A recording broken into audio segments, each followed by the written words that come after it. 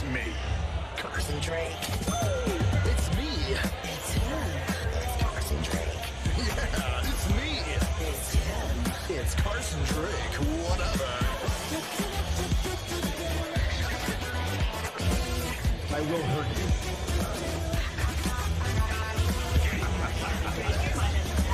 you. You're also an acquaintance.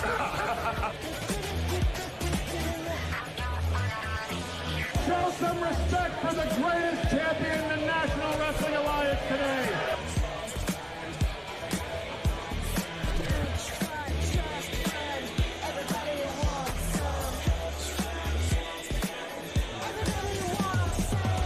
It would be better if it was called XO Me. Watch me sell you on this match in under 90 seconds. Go. Alright, so we got Dante Casanova, the NWA Midwest Champion, versus Strictly Business, Brandon Beretta, and right out the gate, them boys was rustling and tussling. Just like when you got two badass kids and they wrestling over the N64 controller. But I'm gonna tell you right now, boy, Brandon Beretta was not playing no games. Dante Casanova had to take a 5-minute breather. Dante tried to catch him with a drive-by, but ultimately brought a knife to a gunfight. But that man champion for a reason, because he came back reloaded. Bow! Dotted him right on the side of the ring. Dante Casanova. Beautiful hair, beautiful moonsault. But wasn't a damn thing pretty about this next chain of events, because Brandon Beretta, boom! Noodles is absolutely loose after that knee to the face. Brandon Beretta said, you know what? It's time for a multitude of suplexes. They started throwing them ones in the middle of the ring. Brandon said, nope, suplex right back at him. And this right here is where the match goes absolutely insane, because honestly, Dante had him scouted suplexes of his own. The inverted slam in the middle of the ring. Dante with the counter on the side, ultimately grabs his head, slams that boy down like he paddling a basketball, dribbling like Kyrie Irving. That boy was moving shifty on the side of that ring right now. The counter ultimately hits him with a knee on the side. This is absolutely incredible. The twisting power slam, bro. What? And I'm gonna stop the match right here. If you want to check out the rest of this, please make sure you go to NWA's YouTube, watch this full card.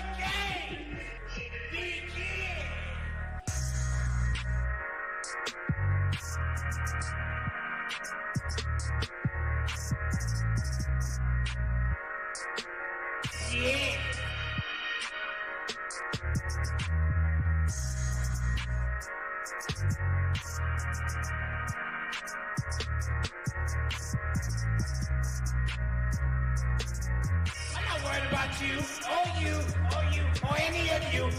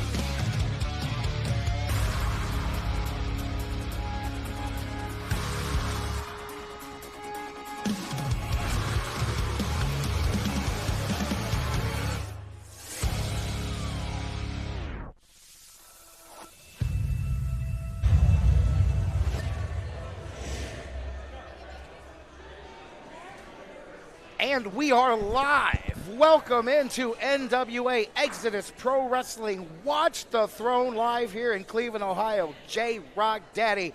I am the ringleader of the circus here tonight, but I did not come alone. Returning the dulcet tones to the airwaves of Exodus Pro, from J-Rock Daddy to Snack Daddy himself, Stefan Johnson. Welcome back, my man. My brother, I appreciate that gracious welcome. I am caffeinated up, ready for the violence. I'm here for it. And here for the first time, and we'll find out if it's the last time, welcome in my guest, Timmy Baltimore. Got the Snack Daddy, you got the Mac Daddy. And J-Rock Daddy. And J-Rock. Okay. Tonight we've got a great night of action. As a matter of fact, let's stop chatting and send it down to Linda and kick this thing off. Your opening contest of Watch the Throne is scheduled for one fall.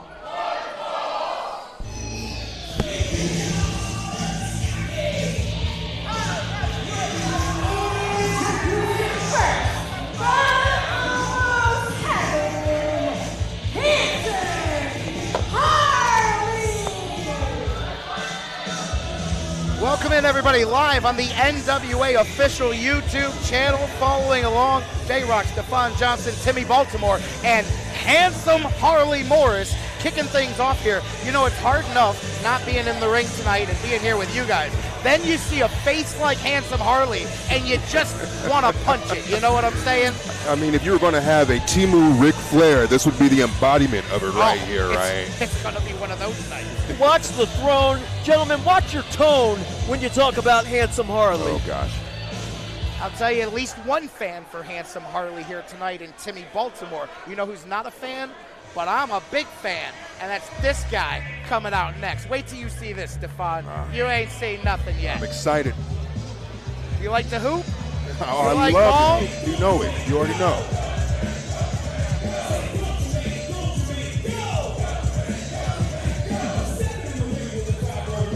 Oh! What?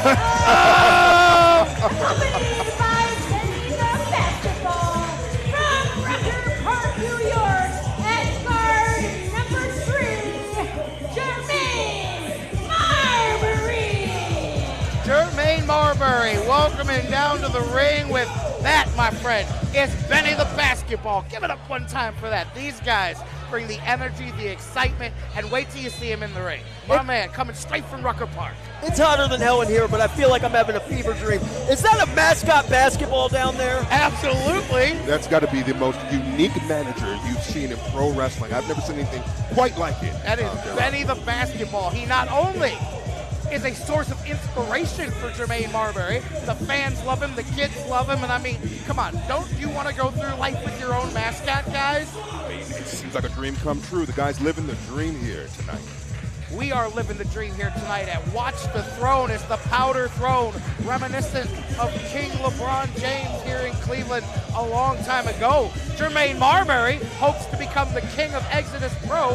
He got a good start last show, got a big victory in his debut. Let's see if he can make it a winning streak here tonight. In the sophomore attempt for Jermaine, this is a big position, a lot of pressure. First match out the gate, especially at a show with as much pageantry, with as much regal and royalty as Watch the Throne here on Exodus Pro. And that's a great way to put it, because the stars, the action, the unpredictability, all that you expect from Exodus Pro will be on display tonight as the crowd gets into this here. Marbury now up to the top.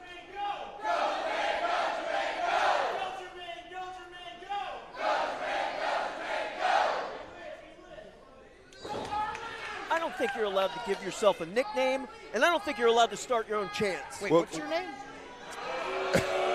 Now, what's wrong with someone having fun, honestly? Like, how are you against that, Mr. Baltimore? Speak for yourself, having fun. Speaking of having fun, this crowd already having fun. That's what Jermaine Marbury brings. He brings an energy and an enthusiasm that's infectious. And sometimes you got to sing your own praises. He's just starting out. Who's going to be your biggest fan besides yourself?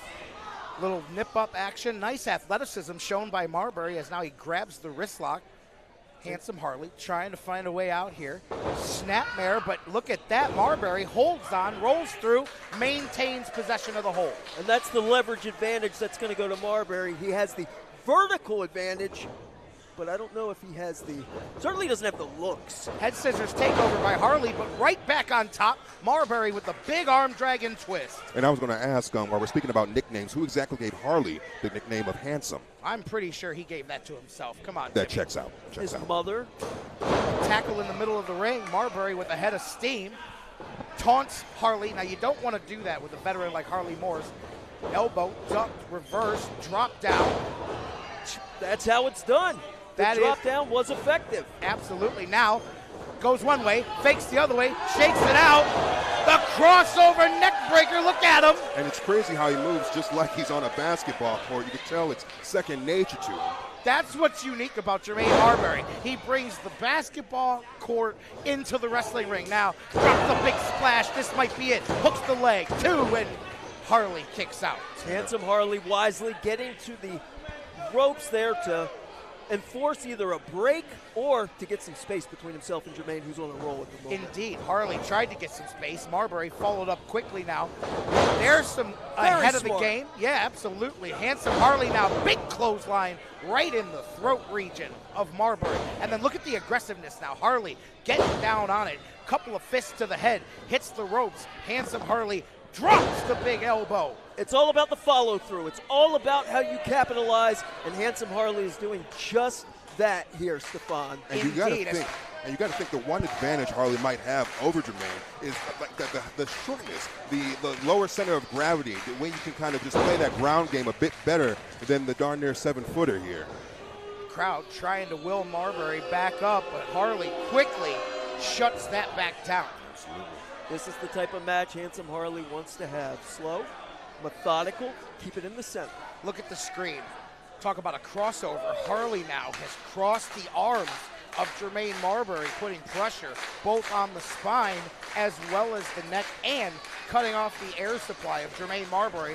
And that's got to be that veteran experience. You know, we can throw all these jokes out here about Harley as we want, but the man knows the game. And that's great experience there by Harley. He got the referee at a bad angle, pulled Marbury down by the hair. The blind spot of the referee comes to the advantage of the veteran. This is what Benny the basketball does. Look, he's calling for the defense. He holds up a cheap sign he made at Michael's. That's what he does. And that's the darndest thing. I swear, it's like I'm at an NBA game watching my Cavs. I wish you were at an NBA game. Hey, I don't need any of that. Guys, we've got 3 hours to go. You gotta get along here for the team, We'll brother. see what happens. You're right, Ceeo. Marbury gets up. This time, Snapmares his way out. Let's see if he can take advantage. Does Marbury. Big back body drop. Now there's some distance. Let's see what these guys can do. We're good about 5 minutes in now. These guys got a sweat going. They're cooking in the opening match here at Watch the Throne. It's hot up here. It's hot in the social club here in Cleveland. got that right, Timmy Baltimore. Stefan saw Nelly was here just a couple days ago. Now it's hot up in here. I'm saying the heat's all through it. Darn near the 93 degree day here in Cleveland, Ohio, and they're bringing the heat. Marbury gets some big air, not to cut you off. Splash in the corner, and a second one following up. Marbury now goes for the third. Harley tried to return the favor. Marbury a step ahead, out of the way, duck underneath. There's another crossover, shake and bake. Harley fell for it, and a bulldog by Jermaine Marbury. Is it the shoes? Jermaine Marbury is feeling it. He might be on fire. I will give it up one time, Stefan, for is it the shoes?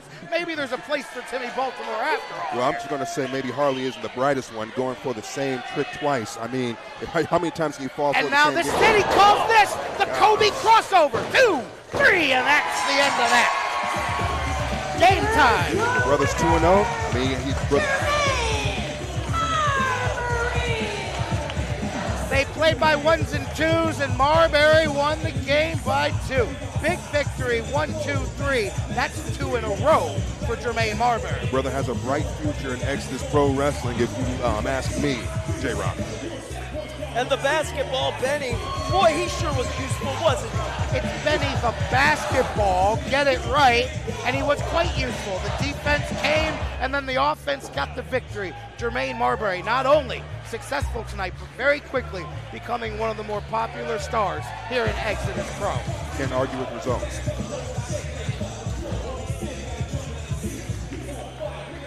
And a hug for Benny the basketball. This crowd, look at him. The sophomore attempt out here. J-Rock, you've been in that position. Second time out the gate in a big promotion like Exodus Pro, and you score a W again. Yeah, absolutely. And in professional wrestling, momentum is just such a big thing. You either have it or you don't. Jermaine Marbury right now has it in spades, along with Benny the basketball. Big win tonight for Jermaine Marbury. Guys, can you believe that was only the opening contest here tonight? Sets a high precedent for the rest of the night. Let's send it back down to the ring. Oh, wait a minute. Julie Cutler joining us here. Microphone. Let's see what she has to say. Ladies and gentlemen, at this time, please welcome the man that was handpicked by EC3 and NWA Territory Director, the victorious Brett Ryan Goslin! BRG, this man calls himself. Brett, He is here congratulations representing at from the being Preface. handpicked as the winner of Preface to challenge later tonight for the NWA Midwest Championship. How are you feeling right now? In all honesty, I feel a little disrespected right now. When I walked through that curtain, where was my red carpet? Where was my private dressing room? The main question I have, though, is why are all of you simple-minded fools not up on your feet for the victorious BRG? You people don't realize that you are in the presence of a national television star, a TikTok sensation, and your new NWA Midwest champion.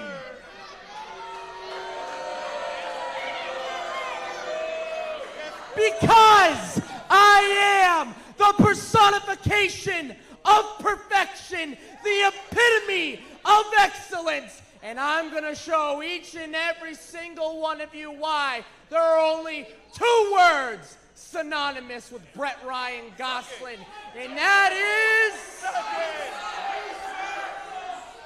sweet victory. J-Rock, I wouldn't expect you to know a Brett Ryan Goslin.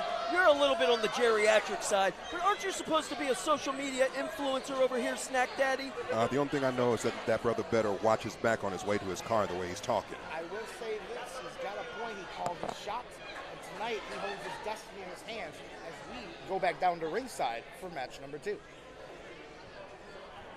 And he better have his eye on the ball. He better have his eye on the prize, that NWA Northwest Championship.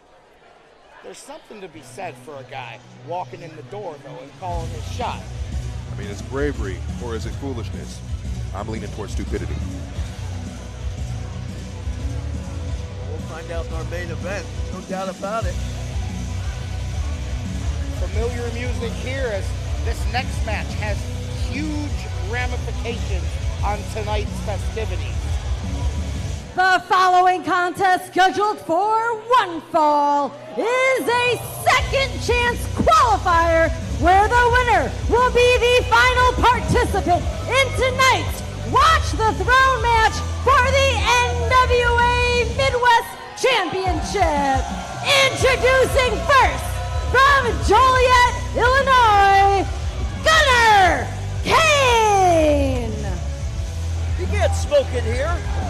Next, from the greatest state on God's green earth, the South, Hunter! That's Hunter. And as I was saying, big ramifications here as these next two. Wait a minute. Who are these guys? I mean, I know who they are, but they're coming out together. This is supposed to be every man Who for doesn't Julie. love you, Doug? The people. The people don't love me. The real life Cupid. Love Doug. I don't understand it. Doug. Why do you care if these people love you or not? No, Doug, they don't matter. The only thing that matters is that you have love from the most trusted man in all professional wrestling, the Silver Sniper, T.J. Crawford. I love you.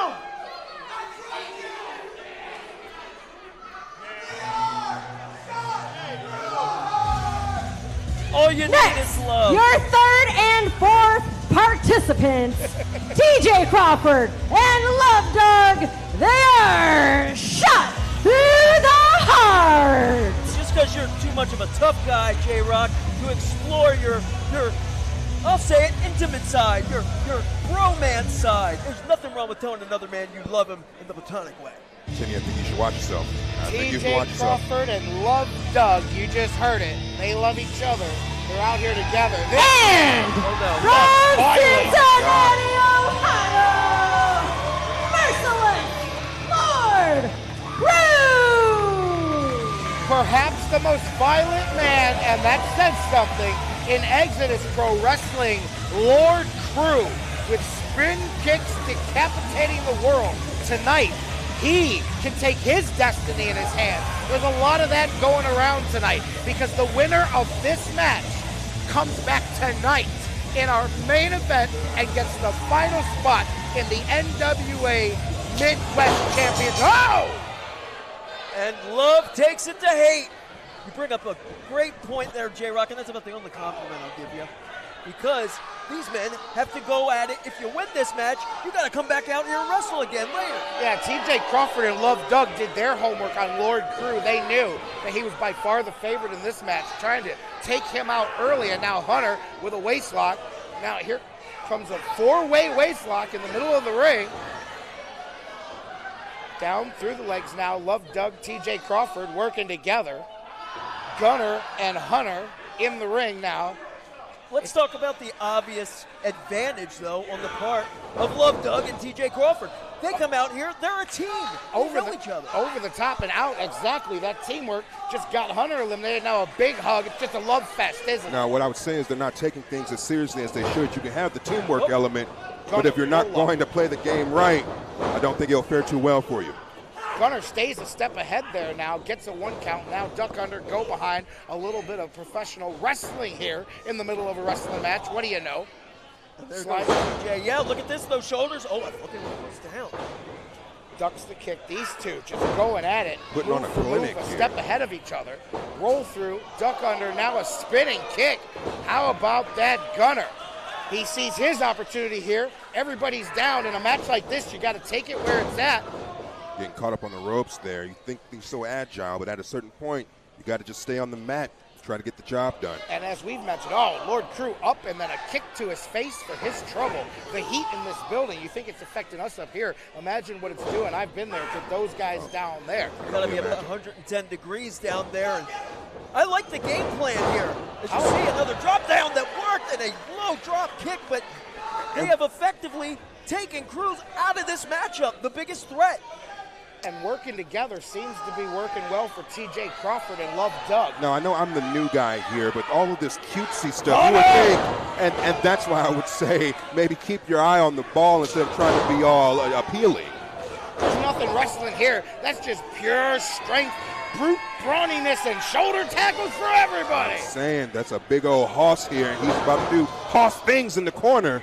Yeah, don't look for rear waist locks or hammer locks. Oh, Hunter's serious.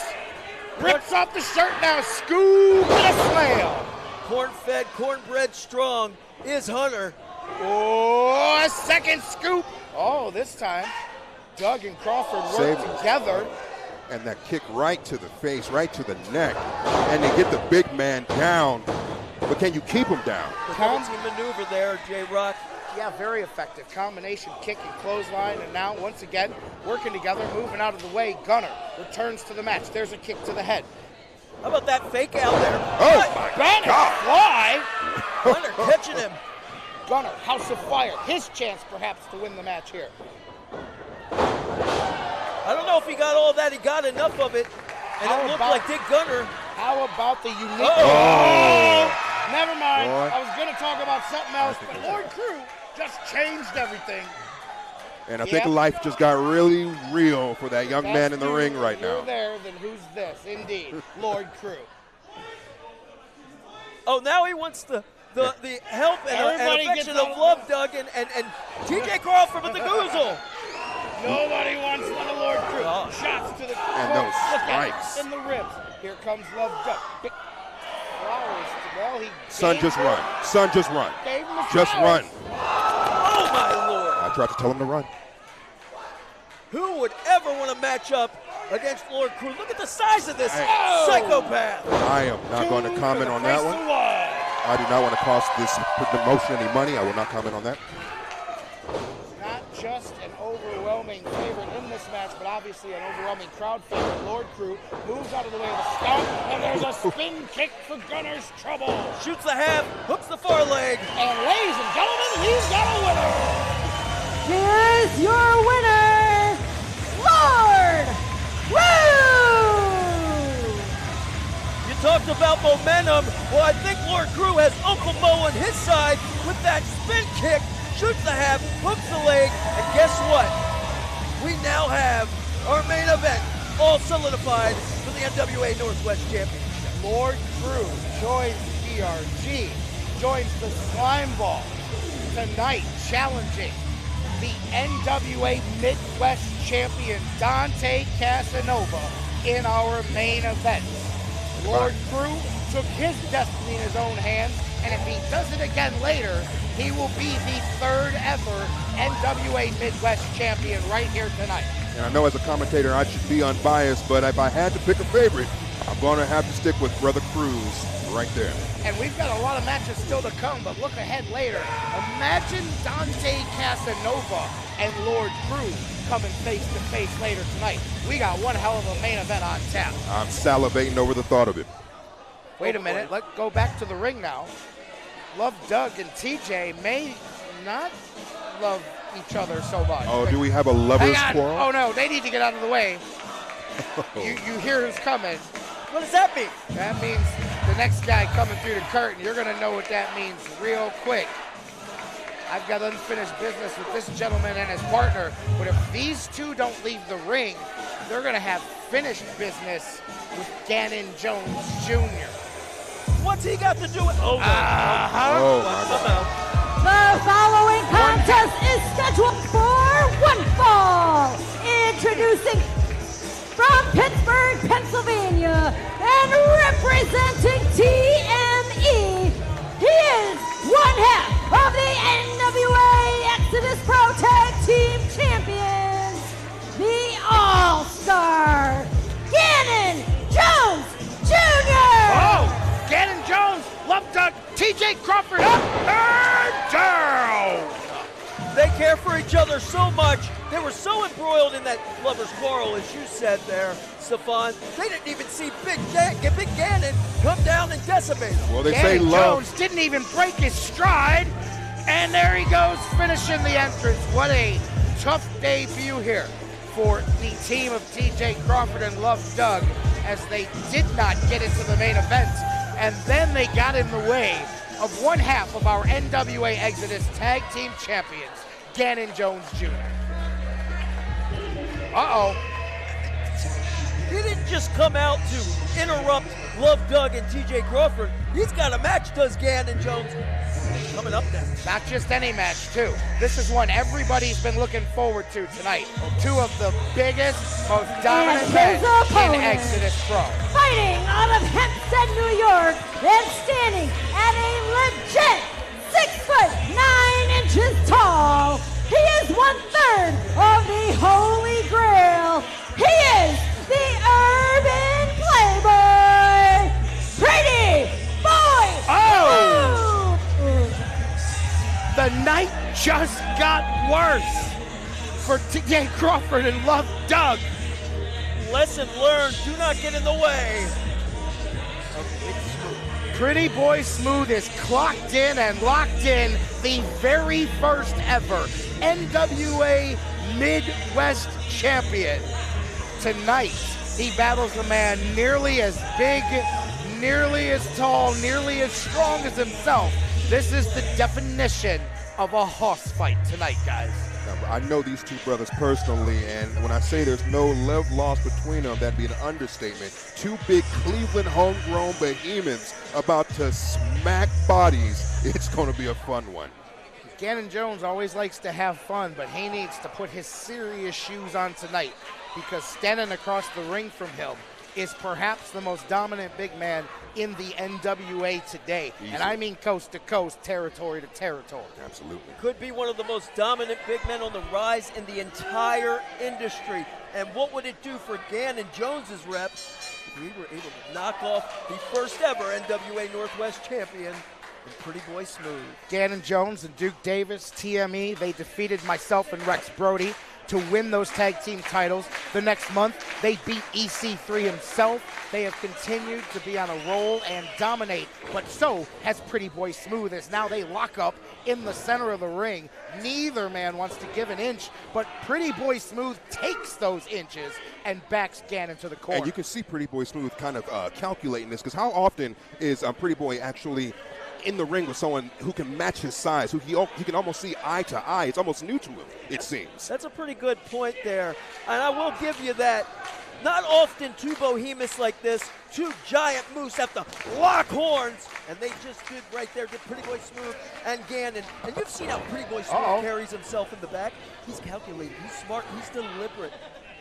Smooth is not just a nickname. This time Gannon able to maneuver Smooth back to the corner, and then not really a big shove, more of a anything you can do, I can do too, big man.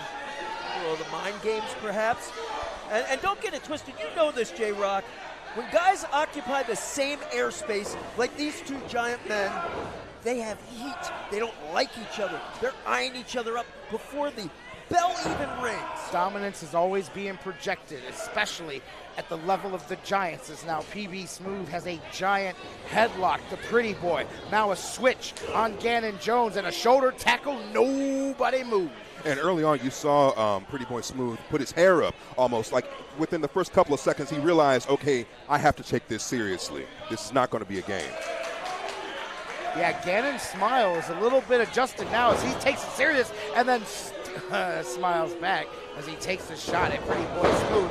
Quick drop down. Look at that. Like a gazelle and a leapfrog and a tackle Down goes Gannon Jones Jr. What am I seeing? Is this even life? That seems unfair that a man that size should be able to move like Pretty Boy Smooth just It's did. otherworldly to see these, 300-pounders just move like this, almost as if they were gazelle themselves. In the Wild. jungle, Freaky. it's the guys running from the giants that have to be able to leap and run, and it's the giants that are slower. But no, Pretty Boy Smooth puts them all in one big package, and there's a shot to the chest of Gannon Jones. Again, you gotta wonder if Gannon Jones has felt too many men with the power of Pretty Boy Smooth.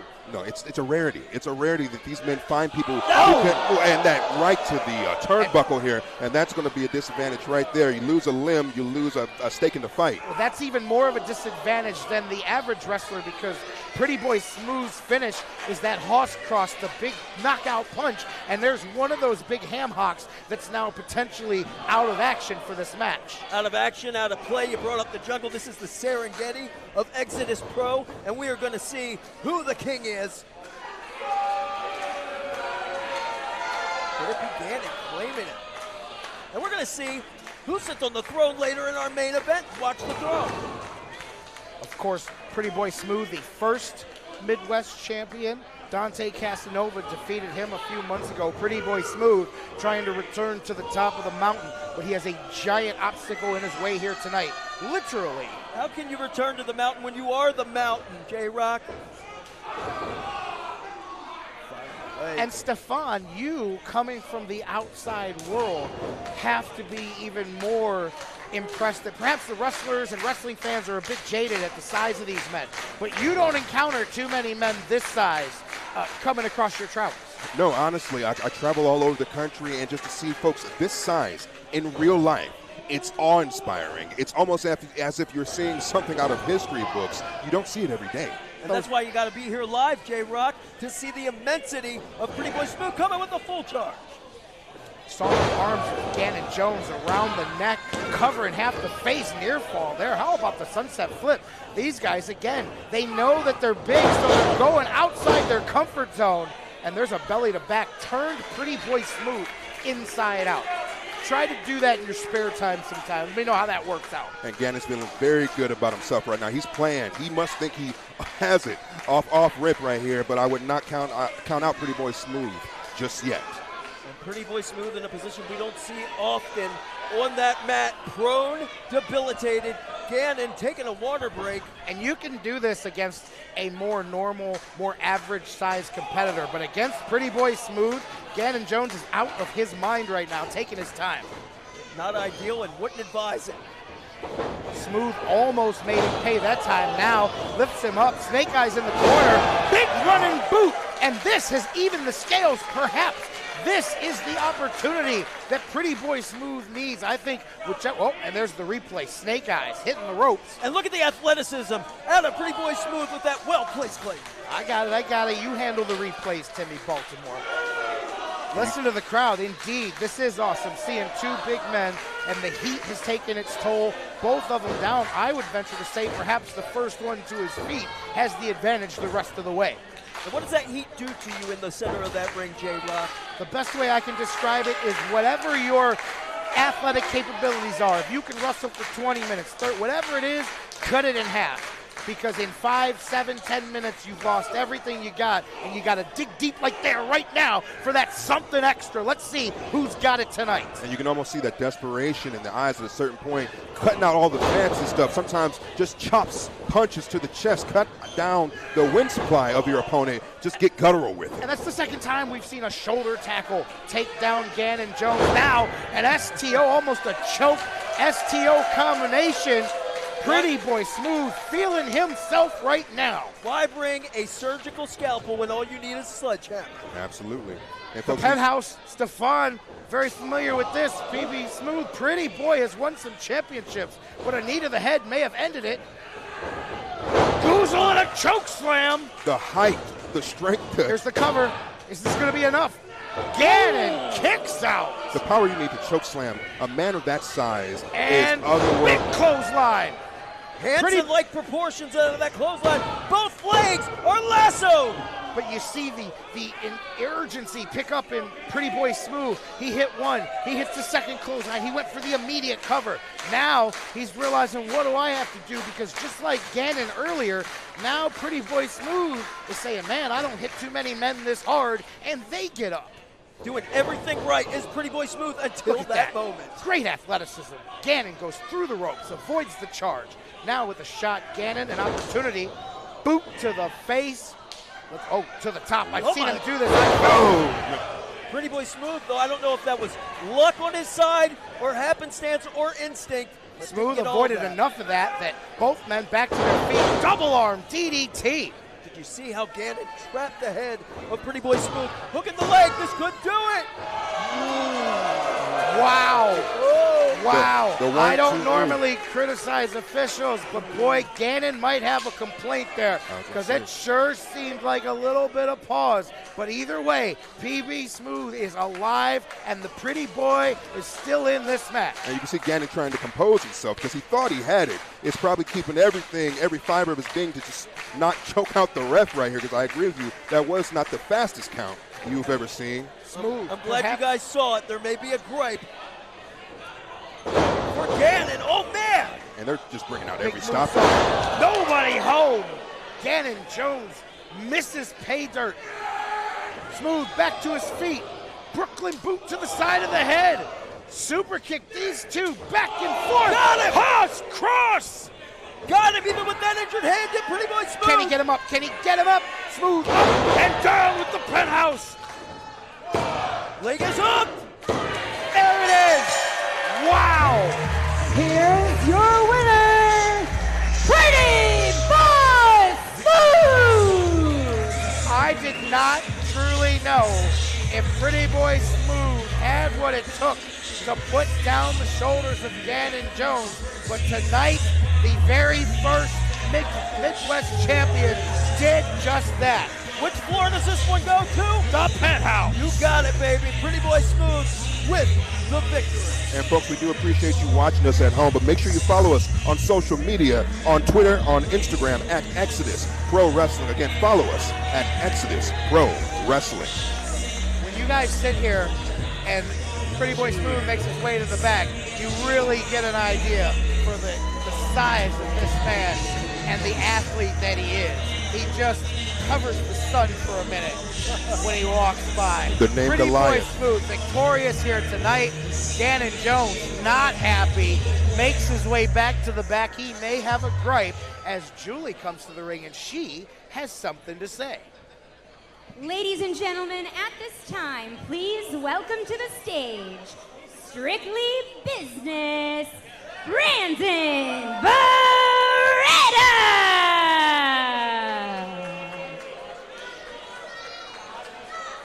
Brandon, this has undeniably been a career-defining year for you. How does that have you feeling? Unfulfilled. Really? Because you nearly became the NWA Midwest champion in one of the greatest matches in all of Exodus Pro Wrestling history. What does that mean to you? That match was inconsequential to my career.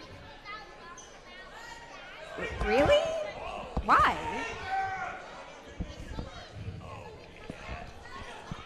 We're going to talk about business for a couple minutes. Oh, he's got a whiteboard.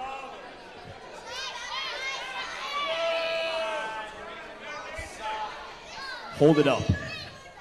Higher. SBBP. What Strictly Business Brandon Beretta is introducing to you, folks of Cleveland, Ohio, is the SBBP, which stands for the Strictly Business Plan. Explains that. The SBBP, when completed, will ensure that I, Strictly Business Brandon Beretta, will be placed back into #1 contendership for the NWA Exodus Pro Midwest Championship. Reason being, in professional wrestling, this business, it is all about winning gold, because winning gold means you are the champion, and that means you get paid higher than anybody else in the locker room, and that is what I am here for. So first, I will defeat an international superstar. Raise the board. I will then defeat a legend of this business. Raise the board. Good game plan so far. I will then win a convoluted independent wrestling multi-man match. Those are hard to win. But easy to find. I didn't say it yet. Raise the board. I will then defeat an enemy of my past. I will then win a match with a dangerous stipulation. All right, he's gone over the top. Dangerous stipulations are not to be played with. And then I will defeat a rookie of this business, and I will halt their upward momentum completely. Lower the board. He's pretty specific about Do this. not put it on the floor. The aura. Tonight, we start with an international superstar, LJ Cleary. And it is now time, Julie, to handle business. He says what he means what he says. I like strictly business. I've never seen a competitor with The a vision following board, but I guess contest it's the first scheduled time for for everything, right? one fall features first from St. Louis, Missouri, strictly business, Brandon Beretta.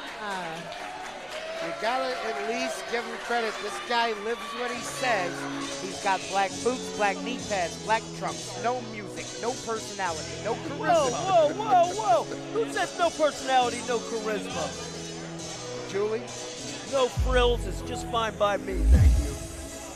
tell you what, he wants to start with an international superstar. He picked the wrong one. LJ Cleary debuted here last time And out. his opponent from Dublin, Ireland, he is Irish wrestling's MVP, living his beautiful life, LJ Cleary. While I do believe that the end result of this match has yet to be seen, the plan of Brandon Beretta is very smart, because when you take on an international superstar, yes, winning helps your reputation, but there's also style. Styles make fights. And LJ Cleary comes from another part of the world, a different wrestling style, and that's always great to get in there and test yourself. The problem for Beretta is it's a different style. It'll be very interesting to see these two clash tonight. You said very smart. Beretta is very smart indeed to keep that whiteboard up that shows his plan, because I don't think the people of Cleveland are quite as sharp as strictly business. Okay, so I take personal offense to that. As a man from Cleveland, it's a city of livelihood, it's a city of charismatic, and the brother I see right there at the top rope, he I'll has tell you style. what, look out, charisma. LJ, because Brandon Beretta is ready for that bell to ring. Is he ever? And look, Strictly business. square, it's fair, square, playing by the rules right down the middle. Now, one thing you'll notice, if you saw last month coming so close to defeating Dante Casanova, Brandon Beretta does not slow down. He comes, he attacks, he's like a shark. He will continue to come after you until either he beats you or you beat him. The Irish MVP has certainly been making waves on the internet, is a very memeable individual, but do not take him lightly, and I know Brandon Look at Beretta that. is Look not. at that. There it is. Talk about that international flavor. There's a unique way to wiggle your way out of the headlock takeover. I'm sure, J-Rock, I'm sorry, I'm sure you've been in there with a lot of European grapplers. There's a different style, different flavor, different taste. Absolutely. And like you said, like, it's a style that Brandon's never seen before. You got to try to adjust and be a chameleon of sorts when you take on a guy like this, right? Yes, absolutely. But I will say it appears that LJ Cleary might be playing into Beretta's hands somewhat, because grappling and wrestling, like we're seeing right now, right in the wheelhouse of Beretta. But look at this, LJ Cleary, no slouch. He is definitely hold for hold right now with strictly business. And sometimes you got to give it back to them. If you don't know what they're coming with, you got to just match them move for move at a certain point, I You guess. say it all the time. The marquee says wrestling. These two are wrestling. How about that barrel roll? And now a go behind on the ground. Brandon Beretta showing that amateur wrestling background that he's known for. You said Brandon Beretta, no slouch. Stefan, you're no slouch. Actually, you're a tremendous slouch. But Brandon Beretta, Hey. with his side waist lock, you know he's thinking he wants to dump this Irish MVP square on his head, high and tight. Well, Timmy Florida or whatever his name is. How I about think that? Leapfrog attempt by LJ Cleary. Brandon goes behind. We saw some unique takedowns like that with Dante at our last event, and tonight again, no matter what angle you come at Brandon Beretta, he has a way to counter it into that waistlock. Have you noticed he hasn't budged from the center of the ring if he doesn't have to, Brandon Beretta? Also a sign of a great wrestler, because ring positioning is something, and when you control the center, you control the ring. I think you can drop strictly business, Brandon Beretta, any era, any time in the industry, any place, and he would fit right in and be Look a at the champ. frustration on the face of Beretta as Cleary just a step ahead, a couple of times in the corner. How about that springboard, float over into the arm drag? Crowd getting behind what they're seeing here. LJ Cleary trying to stay a step ahead. Now a double leg takes Beretta down, a little bit of his own medicine. Those tree trunk-like legs on Beretta, you are not going to get him into any sort of cloverleaf situation easily. How about that high knee? How about it to the shoulder, to the neck? Beretta now goes right after the area of weakness. Suplex turns Cleary inside out. And I don't like to Press. admit, Hold on 1 second. and I don't like to admit it, but Brandon Beretta is a great hybrid. You have that strength, that mat ability, but then also if he needs to, he can get in the air if he really wanted to. Look at the gator roll. That does several things. It keeps the weight on the back of Cleary. It cuts off the breathing and the throat area, as well as making, obviously, the twisting and the turning. You put several different pressure points on with that gator roll. And it gasses him out. Does Cleary. That's a beautiful snap suplex. Prime real estate. Center of the ring. Strictly business. Quickly. Hand across the orbital bone and a 2-count. Beretta strictly business. Immediately in for the cover. There's no hot dogging. There's no grandstanding. There's no hesitation. Brandon Beretta is focused. He knows how close does Beretta that he came to being the NWA Midwest champion in just his first opportunity. He's going to try to get there again, and this time get the job done. Now turn around. Cleary fires back, but Beretta into the corner hard, and you can see perhaps the lower back. Something may have happened there. You always want to be careful. The lower back many times is the core of everything for a professional wrestler, and when that goes, there's nothing else. You have no leg strength, no upper body strength. You're just a dead man walking. Tell me about it. Yeah, it's the main frame of the human body. And again, to that far buckle this time. Beretta, you brought up a good point, J-Rock, that Beretta isn't coming into this match the same man. He made a mistake, wasn't able to win the Midwest Championship, and he just tosses the Irish MVP. Beretta using the ring as a weapon and then adding to it his arsenal of throws and suplexes. Little frustration by Beretta as he glares at the referee, but LJ Cleary did not come all the way to the United States to lay down easily. And you got a guy like Beretta, you can see he's trying to be surgical with it. He's taking him down from the head to the toe, and the frustration comes through because it's just not working. You can see that there, a little frustration on the face of Beretta as he tried to think of what to do next, and then getting out of the way, there it is. It took one time, but all it took was one mistake. Beretta sped up just a little bit. Now he hits the post, and he's in trouble. Rarity out of Beretta, leaving that window of opportunity wide open. But Cleary can't capitalize yet either. He took some damage, took a couple of big suplexes, both men down. Who gets up first? That kick was an act of desperation. He has the big man down. He's got to capitalize. You got to move a little faster than that, son. That whiteboard's still up just in case. Need the cliff notes from Beretta. Cleary firing away. This is not what Beretta wants. He does not want to get frustrated. He does not want to wrestle Cleary's fight. And when Beretta throws punches, Cleary stays a step ahead. Beretta getting away from his wrestling, as you said, playing right into LJ's hands now, cross-body. LJ feeling it. Crowd gets behind him. You can see the energy level begin to pick up. Spinning kick to the stomach. lifts up Beretta to the chest, back to the stomach again, 3 in a row, and then a diving kick to the side of the head. Nonchalant cover. You're not going to beat Brandon Beretta or really anybody here in Exodus Pro with a cover like that. And that's the thing. Cleary started to show a little bit of life there, but just wasn't moving the way he should have. Got a little too comfortable right there, and he came back to bite him. And not to be repetitive with the story, but you can see the exhaustion on these guys' faces come quicker from that heat out there as it really takes a toll. It slows them down a step and really just affects you in every way. Now Cleary goes for the Boston Crab. And you think he would have learned his lesson. Beretta, that rear waist lock. He's going for that German, and that will be lights out. He's Cleary's turned fighting several for his wrestlers life. inside out with it. Cleary avoids it once. Can he stay out of the way? There's a disaster kick. This could be it. Again, hooks the leg on the inside. Perhaps on the outside, he hooks it. He gets the pin there, but Beretta stays alive to fight. I just don't know if Cleary has enough body mass to do a full plank cover on Beretta.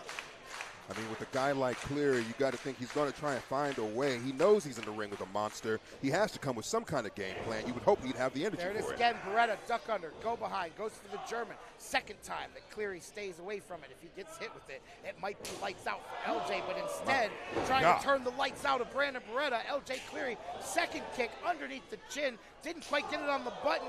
Here's a chop. Cleary, several blows. Spin kick. Nope, Beretta behind and down. Cleary was trying to, hold on now, lateral press.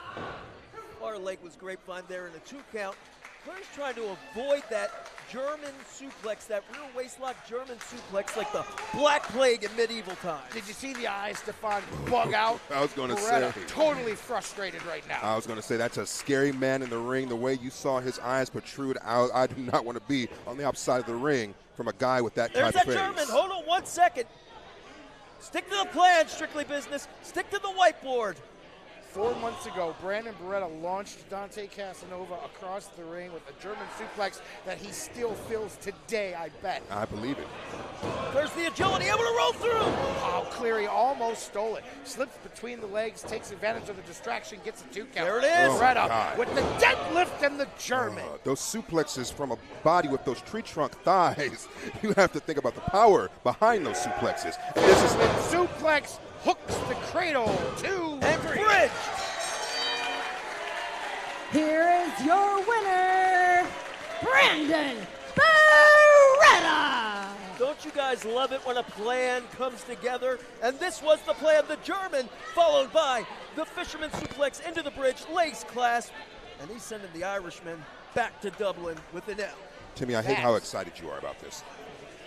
That suplex was absolutely perfect. And there's a check as the first step in the Strictly Business plan. See it right there? SBBP has been checked off. Let's see what's next. Who's the legend of this business? But let's move on to something else, talking about legends. Tiffany Nieves, the NWA Exodus Women's Champion, has been carving her legend and her legacy here. She has title defense after title defense, but tonight she has a surprise challenger, somebody who is from this area, who has not wrestled here in a decade, and tonight hopes to make a spectacular homecoming as Marty Bell returns to Cleveland, and tonight she challenges Tiffany Nieves for the NWA Exodus Women's Championship. It's Caribbean Warfare for the women's title.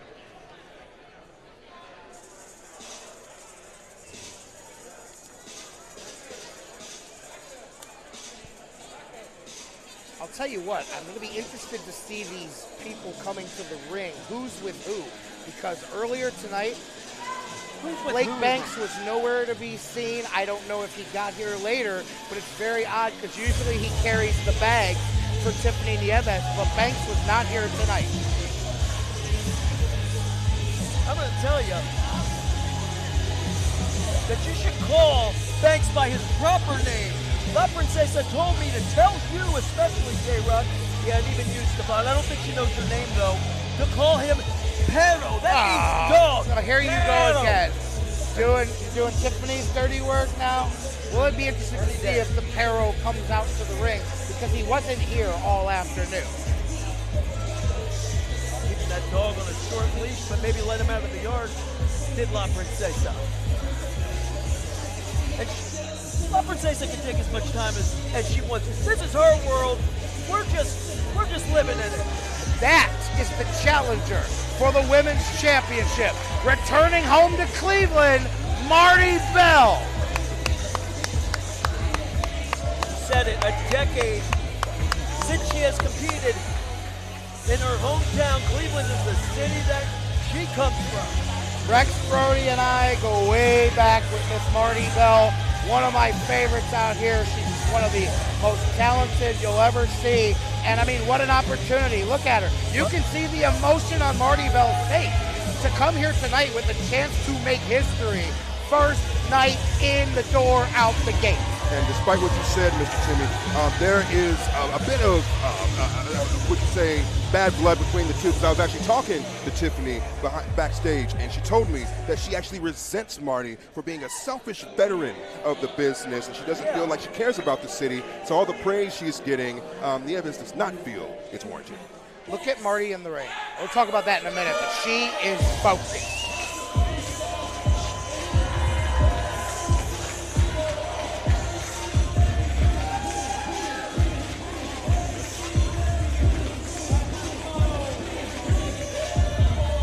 Marty may be focused, but Tiffany Nieves is focused.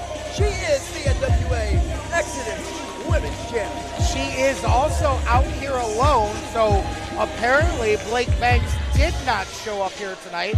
Do not know if this was a plan or what, but we've seen some problems in that camp over the last 6 months or so.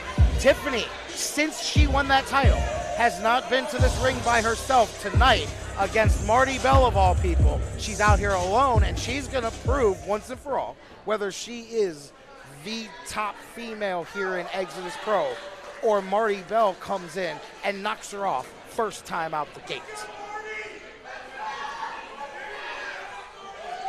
The following contest, scheduled for one fall, is for the NWA Exodus Pro Women's Championship. Introducing first, the challenger. Making her return to Cleveland, Ohio after 9 years, where her career started.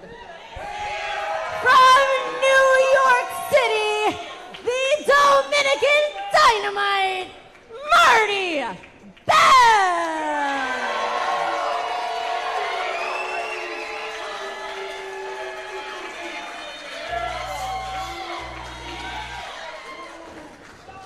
And her opponent, from the Bronx, New York, she's TV's most attractive, your NWA Exodus Pro Women's Champion, La Princesa, Tiffany Nieves!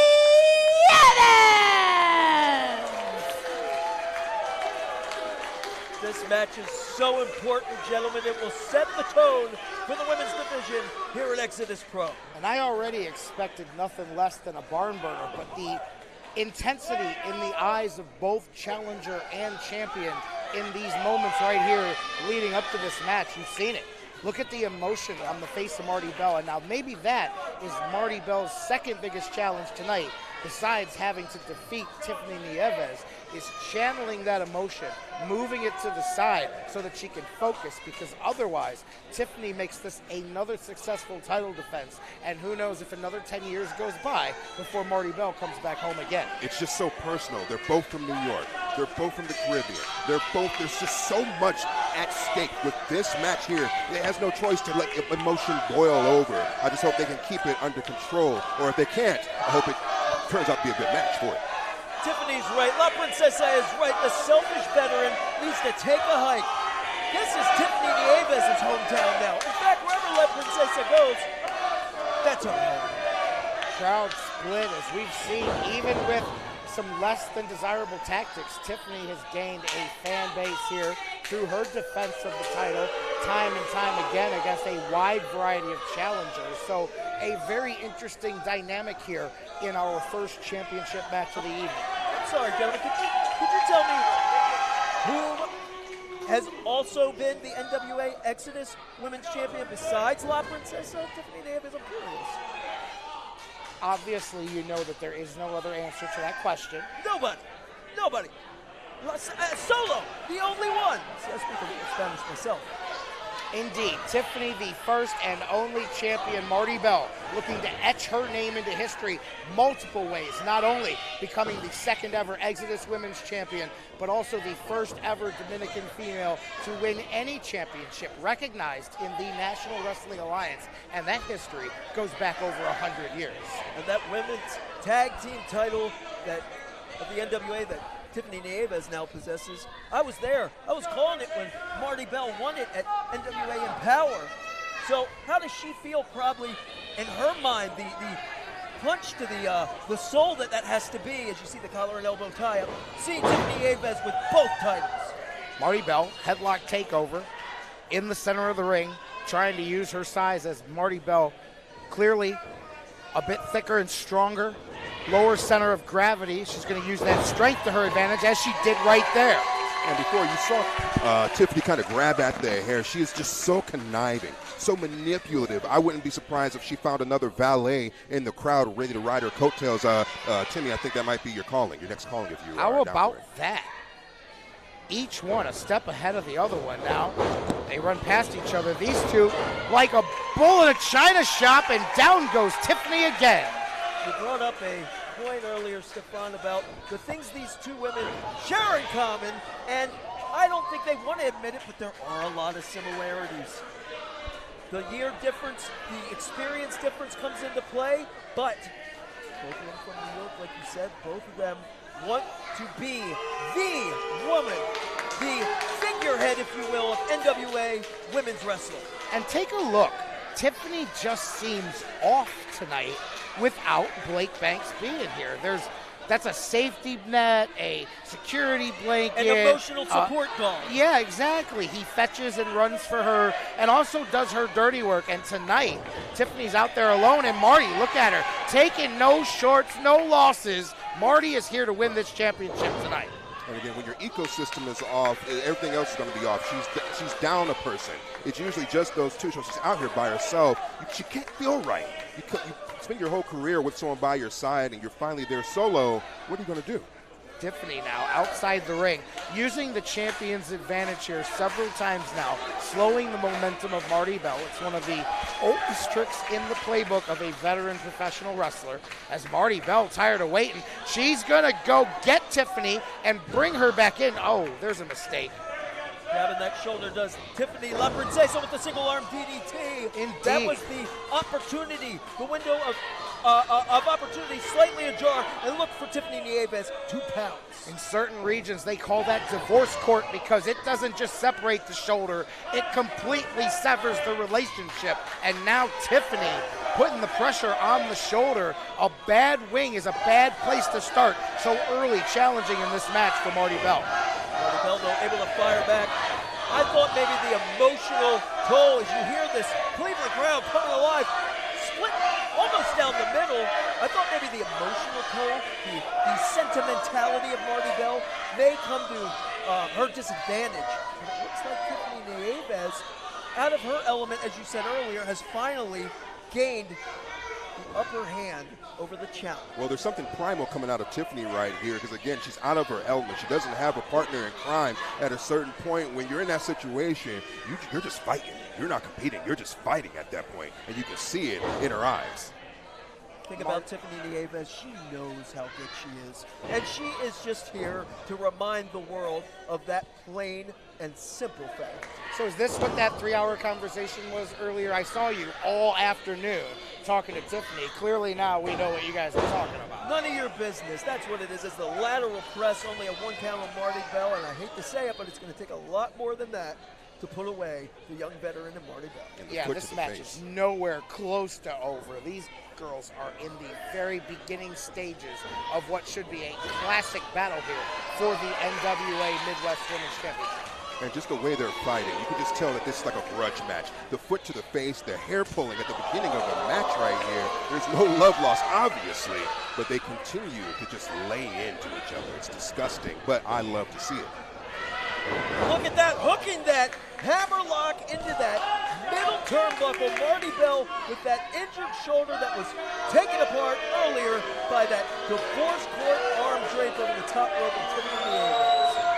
Tiffany feeling herself right now, posing for the camera. She thinks that she has Marty Bell right where she wants her. One arm compromised, and now look at this. This could be a complete elbow dislocation here. If Marty's not careful, Tiffany has great leverage on that joint. Who looks like the veteran now, huh? Who has the experience now? Who has the upper hand now? Well, who has both hands now?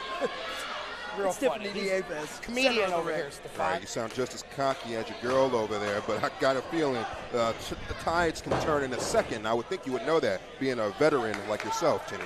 One count there by Tiffany Nieves. If you notice, Marty Bell not allowing Tiffany to get a 2 count yet. I think that says a lot about the bitterness between these two young ladies. Absolutely dogged determination in Marty Bell. Wouldn't stay down, as you said, even for a 2 count.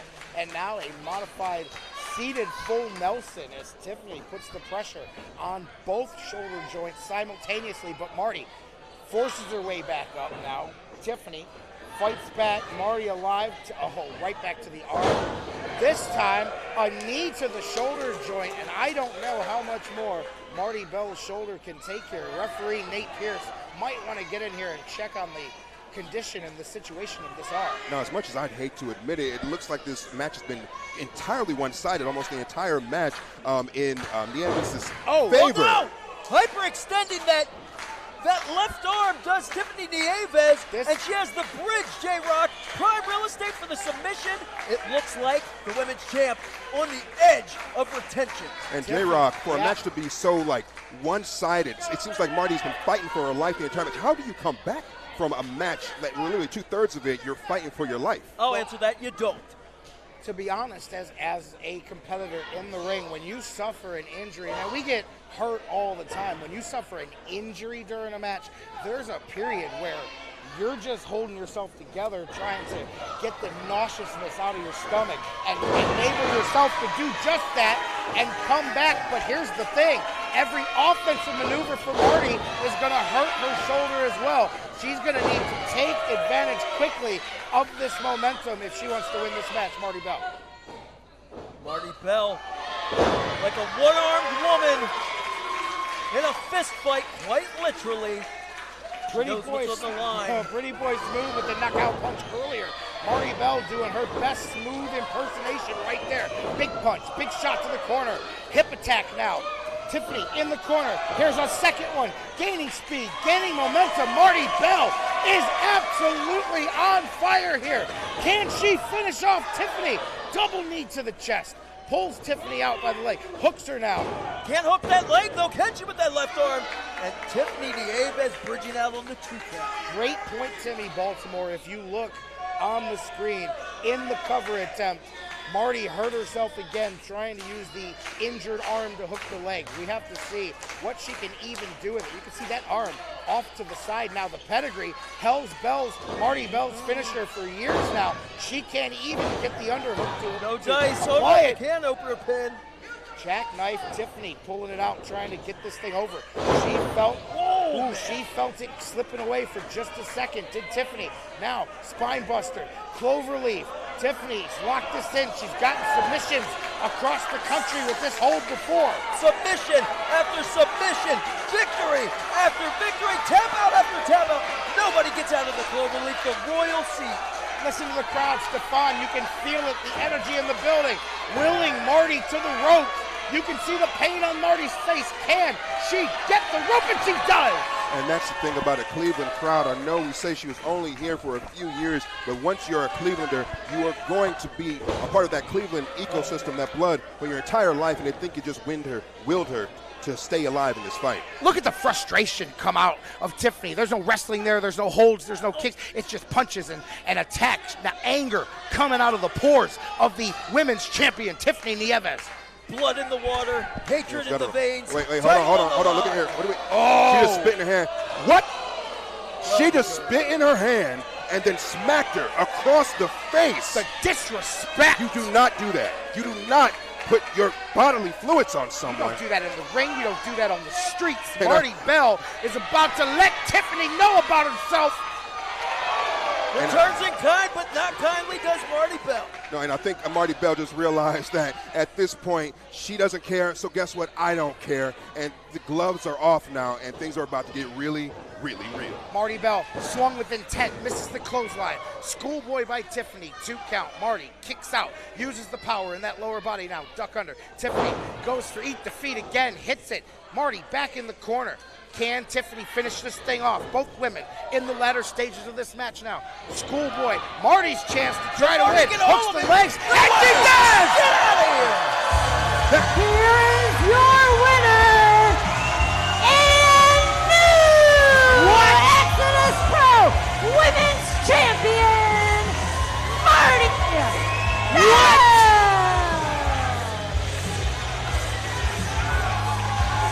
Marty Bell returns home and shocks the world at Exodus. Watch the throne. Tiffany's got the belt, but that belt's not hers anymore. Marty Bell, the new Exodus Women's Champion, And Timmy, what in were a shocking upset, and the crowd going crazy. And Timmy, what were you saying about no one holding that belt before? I thought, for sure, to take that title away from Tiffany Nieves, you'd have to pry it from her cold, dead hands. But Marty Bell has done the impossible. Look at the emotion on the face of that young lady right there. Marty Bell raises the belt high as the new NWA Exodus Women's Champion, and a more deserving one I can't think of. Tiffany Nieves with a hell of a reign. Blake Banks helped her get there. Wasn't here tonight to see Marty Bell win the championship. Homecoming, sweet homecoming for Marty Bell. Wow. What a match. What a first half. We're going to take an intermission. Do not go anywhere. We will be right back on Watch the Throw.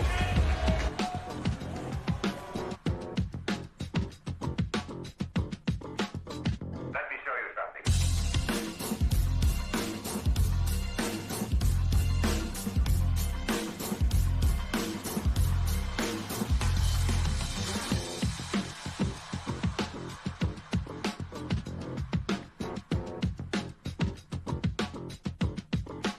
Hey, big dog, you right there. Let me rap to you right quick. So I see a lot of superstars who claim to want to be the best. They claim to want to face the best in the world. Well, let me be the one to tell you that we standing right here 10 toes down waiting for you. Exodus Pro Wrestling is one of the premier territories here in the modern NWA, and we pride ourselves on 3 key things: effort, collaboration, and giving. Fundamentally speaking, the talent that walks through this Coliseum not only want to be great, but are willing to put the work in no matter the position. And let me tell you, we got some gladiators and gladiatresses on this squad. Yes, that's a word. Go read a book. First of all, everybody swears they God body until they run into the Overlord. Leading the charge is the Overman himself, EC3. Dante Casanova may go by the nickname El Jaguar, but truth be told, he got that dog in him. Speed, strength, athleticism, and pure aura. Bow down to absolute royalty. La Princesa Tiffany Nieves is one of the best professional wrestlers in the world, and every single day she laces up her boots, you are blessed. Get it? Got it? Bueno. 3 of the most dangerous letters in the world, TME. Duke and Gannon are absolute nightmare fuel, so you better not sleep on one of the hottest tag teams in the industry. Hayden Backlund's got a lot of things going for him. He's cold, he's calculated, he's flashy, but one thing he don't got is a damn to give about anybody except Hayden Backlund himself. Anthony Green burst on the scene with a Boston Crab so mean, man. Let me tell you, he calls it his birthright. We gonna find out if you've been skipping leg day messing around with him, my boy, no cap. Back in 1994, Nas asked the ultimate question, whose world is this? Well, I'm here to tell you that this is Maya's world, and you you're just living in it. The legit 6'9" urban playboy, pretty boy Smooth, the standard here at Exodus, flanked by Pastor Ceeo. You better believe when that bell rings, he's ready to clock in and lock in. Hate to love him, love to hate him. Well, none of that matters because you can't beat Carson Drake. It's me, oozing with pure talent, and honestly, I don't know what that is, bro. Don't shake their hands. The Slime Balls are known to put on a banger at any given moment. La Pescadita Lily Ruiz, make no mistake about the smooth moves and the funky fresh fit. She ain't got no problem getting her hands dirty and putting the beats on you at a given notice. Man Bun Jesus and Sam Bill together have quite possibly the best hair on the roster. Probably because you've got competitors pulling theirs out trying to fight the momentum these two have as a tag team. Look at me when I tell you this. You do not want smoke with Lord Crew. I promise you. Everybody got a plan until they get punched in the face, and then he spin kicks your spirit out your body. Merciless. You might think it's all fun and games, but to Brandon Beretta, this beatdown he's about to give you, strictly business. Often imitated, never duplicated, forever alienated. Alienated Youth consists of two of the fastest rising stars in the business. Mila Moore is the hottest new addition to Exodus Pro Wrestling, and she specifically told me to use the word hot because she said all y'all ugly as hell. To the uggos out there, every time she walks out, you're experiencing a feature film, but to her, honestly, this is community service because she has to look at you. Yikes. I'ma let you know right now, the wild card Christian Napier lined himself up with Midwest legend Vincent Nothing. Vince Nothing been kicking people heads in for years out here, and honestly, Christian Napier, a crash out waiting to happen, this spells trouble for Exodus Pro Wrestling. Cristiano Argento, the third Millennium Caesar, the man who bested 1,000 men to earn that crown, the man flanked by his royal court of Gaston and Sebastian, the man who's single-handedly keeping the lights on in Versace. As dastardly as he may be, every match Richard Holiday is in has a big money feel to it, and that might be why he's the self-proclaimed most marketable. Also, look at that mustache. You wish you could look this good. And that's just the surface. There's a lot of talent here in the Coliseum, and we don't stand for the norm. We don't settle for just good enough. So if you feel like you can hang with these titans that I mentioned, then let's get it. Come step to us and test your luck, because if it ain't Exodus, it can't stand next to us. Thus spoke Exodus Pro Wrestling.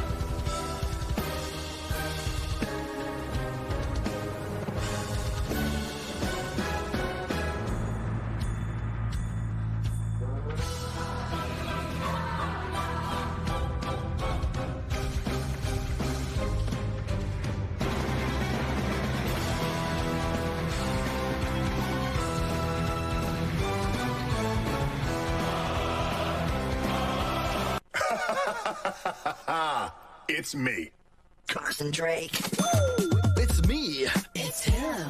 It's Carson Drake. Yeah, it's me. It's him. It's Carson Drake. Whatever. I will hurt you.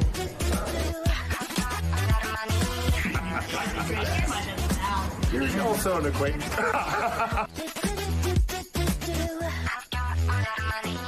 Show some respect for the greatest champion in the National Wrestling Alliance today.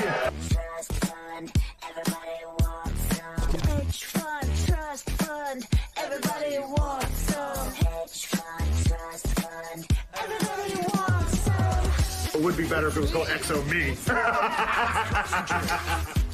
Watch me sell you on this match in under 90 seconds. Go. Alright, so we got Dante Casanova, the NWA Midwest champion, versus Strictly Business Brandon Beretta, and right out the gate, them boys was rustling and tussling. Just like when you got two badass kids and they wrestling over the N64 controller. But I'm gonna tell you right now, boy, Brandon Beretta was not playing no games. Dante Casanova had to take a 5-minute breather. Dante tried to catch him with a drive-by, but ultimately brought a knife to a gunfight. But that man champion for a reason, because he came back reloaded. Bow! Dotted him right on the side of the ring. Dante Casanova, beautiful hair, beautiful moonsault, but wasn't a damn thing pretty about this next chain of events, because Brandon Beretta, boom, Noodles is absolutely loose after that knee to the face. Brandon Beretta said, you know what, it's time for a multitude of suplexes. They started throwing them ones in the middle of the ring. Brandon said, nope, suplex right back at him. And this right here is where the match goes absolutely insane, because honestly, Dante had him scouted suplexes of his own. The inverted slam in the middle of the ring, Dante with the counter on the side,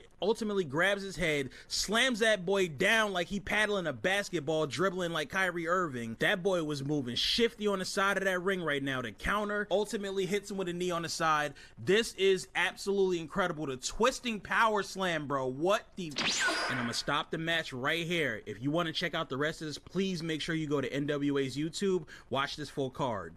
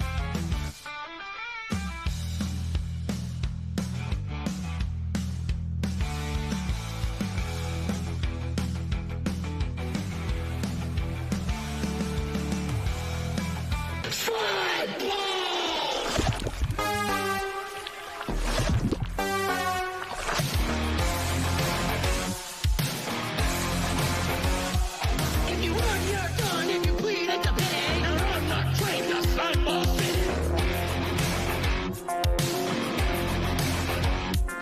The time has come. The climb is now. The walls are back, and you are down.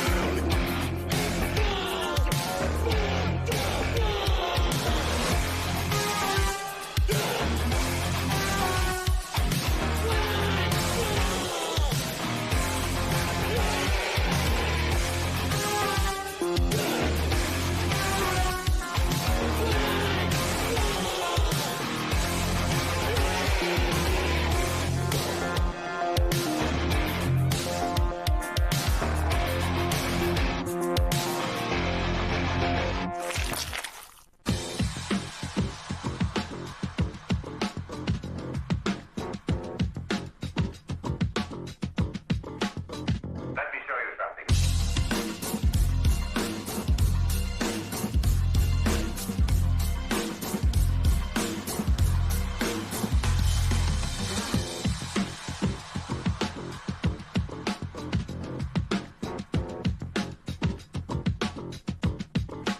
Hey, big dog, you right there. Let me rap to you right quick. So I see a lot of superstars who claim to want to be the best. They claim to want to face the best in the world. Well, let me be the one to tell you that we standing right here 10 toes down waiting for you. Exodus Pro Wrestling is one of the premier territories here in the modern NWA, and we pride ourselves on 3 key things: effort, collaboration, and giving. Fundamentally speaking, the talent that walks through this Coliseum not only want to be great, but are willing to put the work in no matter the position. And let me tell you, we got some gladiators and gladiatresses on this squad. Yes, that's a word. Go read a book. First of all, everybody swears they God body until they run into the Overlord. Leading the charge is the Overman himself, EC3. Dante Casanova may go by the nickname El Jaguar, but truth be told, he got that dog in him. Speed, strength, athleticism, and pure aura. Bow down to absolute royalty. La Princesa Tiffany Nieves is one of the best professional wrestlers in the world, and every single day she laces up her boots, you are blessed.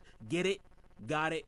Bueno. 3 of the most dangerous letters in the world, TME. Duke and Gannon are absolute nightmare fuel, so you better not sleep on one of the hottest tag teams in the industry. Hayden Backlund's got a lot of things going for him. He's cold, he's calculated, he's flashy, but one thing he don't got is a damn to give about anybody except Hayden Backlund himself. Anthony Green burst on the scene with a Boston Crab so mean, man. Let me tell you, he calls it his birthright. We gonna find out if you've been skipping leg day messing around with him, my boy, no cap. Back in 1994, Nas asked the ultimate question, whose world is this? Well, I'm here to tell you that this is Maya's world, and you're just living in it. The legit 6'9" urban playboy, pretty boy Smooth, the standard here at Exodus, flanked by Pastor Ceeo. You better believe when that bell rings, he's ready to clock in and lock in. Hate to love him, love to hate him. Well, none of that matters because you can't beat Carson Drake. It's me, oozing with pure talent, and honestly, I don't know what that is, bro. Don't shake their hands. The Slime Balls are known to put on a banger at any given moment. La Pescadita Lily Ruiz, make no mistake about the smooth moves and the funky fresh fit. She ain't got no problem getting her hands dirty and putting the beats on you at a given notice. Man Bun Jesus and Sam Beal together have quite possibly the best hair on the roster. Probably because you've got competitors pulling theirs out trying to fight the momentum these two have as a tag team. Look at me when I tell you this. You do not want smoke with Lord Crew. I promise you. Everybody got a plan until they get punched in the face, and then he spin kicks your spirit out your body. Merciless. You might think it's all fun and games, but to Brandon Beretta, this beatdown he's about to give you, strictly business. Often imitated, never duplicated, Forever alienated. Alienated youth consists of two of the fastest rising stars in the business. Mila Moore is the hottest new addition to Exodus Pro Wrestling, and she specifically told me to use the word hot because she said all y'all ugly as hell. To the uggos out there, every time she walks out, you're experiencing a feature film, but to her, honestly, this is community service because she has to look at you. Yikes. I'ma let you know right now, the wild card Christian Napier lined himself up with Midwest legend Vincent Nothing. Vince Nothing been kicking people heads in for years out here, and honestly, Christian Napier, a crash out waiting to happen, this spells trouble for Exodus Pro Wrestling. Cristiano Argento, the third Millennium Caesar, the man who bested 1,000 men to earn that crown, the man flanked by his royal court of Gaston and Sebastian, the man who's single-handedly keeping the lights on in Versace. As dastardly as he may be, every match Richard Holiday is in has a big money feel to it, and that might be why he's the self-proclaimed most marketable. Also, look at that mustache. You wish you could look this good. And that's just the surface.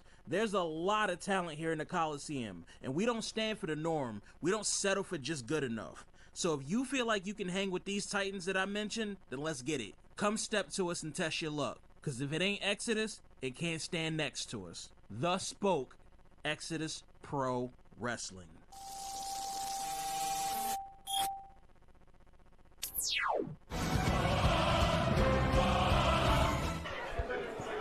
Ladies and gentlemen, welcome back live to NWA Exodus Pro Wrestling. Watch the Throne here live on the NWA official YouTube channel. J-Rock Daddy here with the action alongside Stefan Johnson and Timmy Baltimore and our lovely guest here, announcer Julie Cutler. Ladies and gentlemen, the new Caesar of Exodus Pro Wrestling is here, and his name is Powerrr! Yeah, boys! Timmy Baltimore, why do you not look impressed? You know the Towel Boy? I can Towel Boy's the man. Right now. It's so damn Stefan, hot here. tell him about the Towel. Yeah, boy! Who let him in? That's not his crowd. No, he won it fair and square. Congratulations on becoming the new Caesar of Exodus Pro Wrestling. How are you feeling about it? How am I feeling?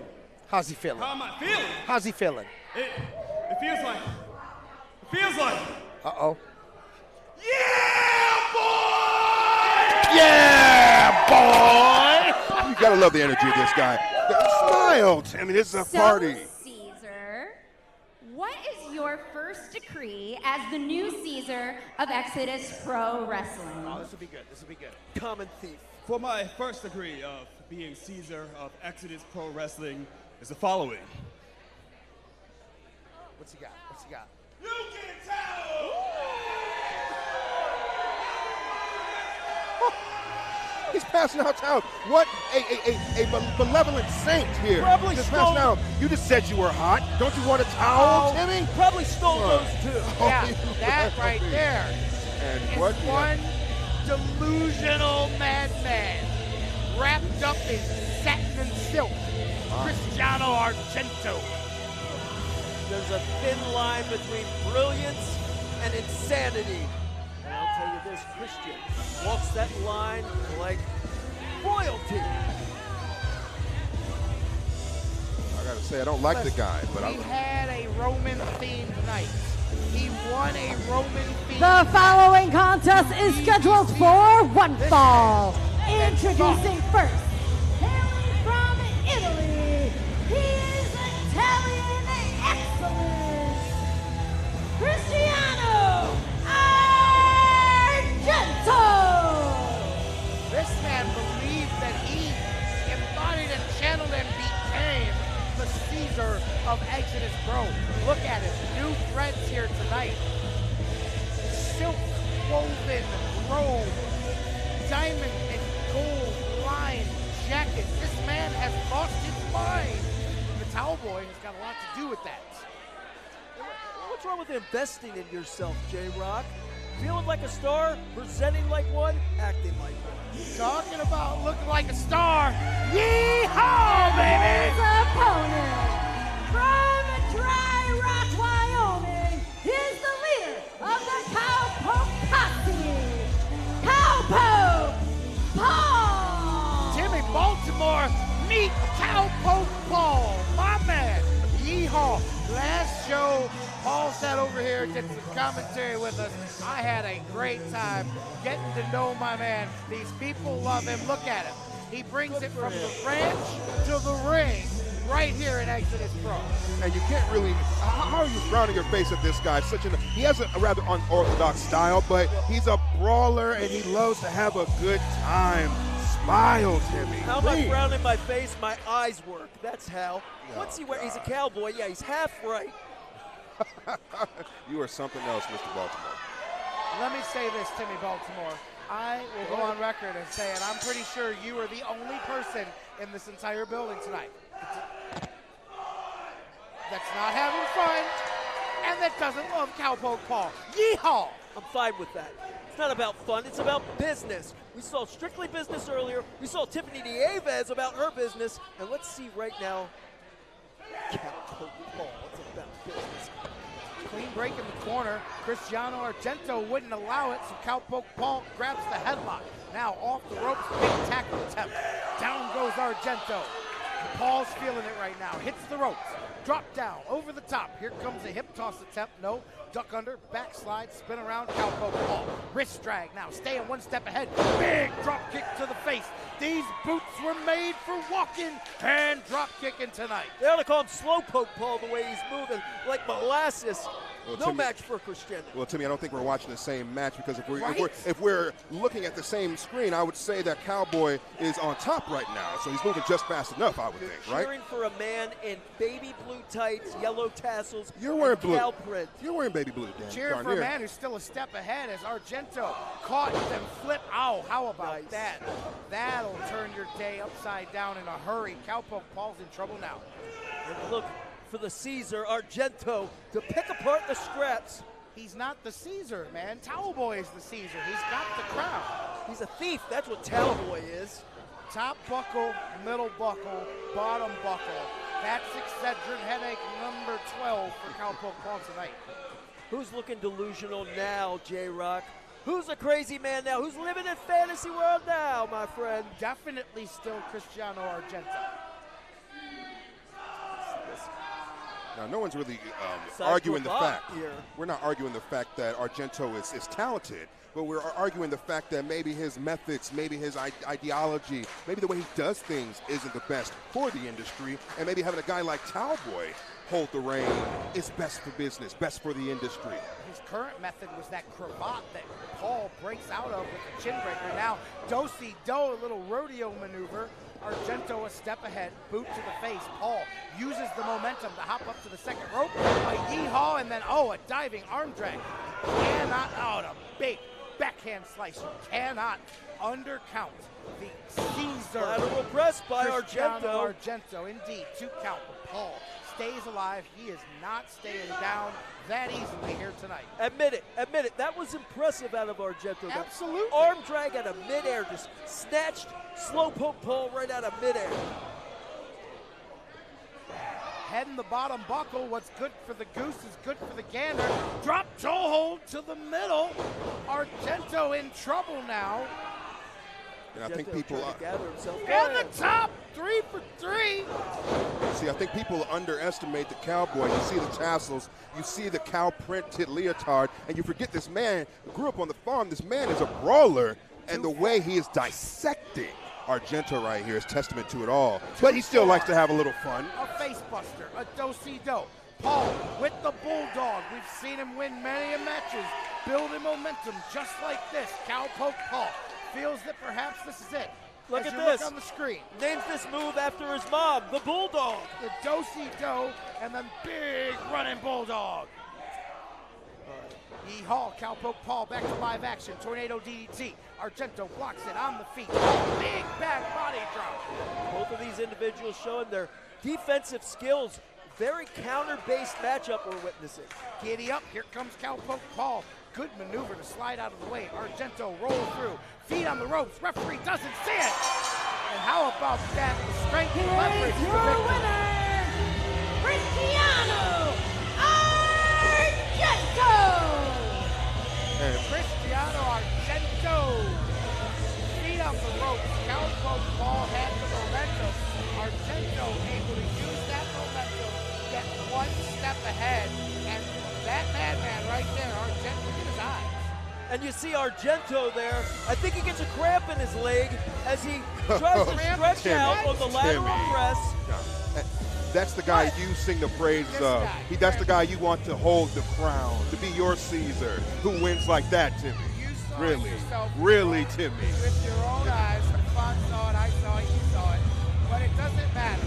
Feet on the ropes or not. In the victory book, it goes to Argento. Cristiano Argento, you have requested this time to speak, and so the floor is yours. I didn't ask this time to speak. I asked this time to declare that your flaky victory against me is how we say in Italian, a fluky victory.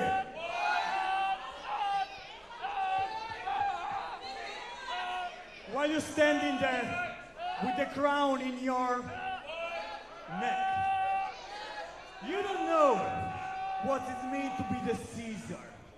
When I had that crown, I was proud. I defending all over the world. Italy, France, Japan. You're just a joke.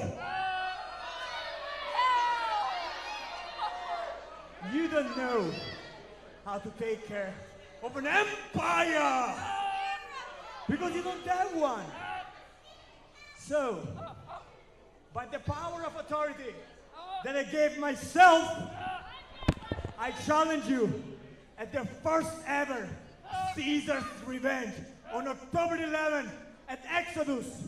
And finally, the real Italian excellence, amazing, beautiful, talented, lean, jacked, bellissimo, will be again, forever, the first and second, third millennium Caesar.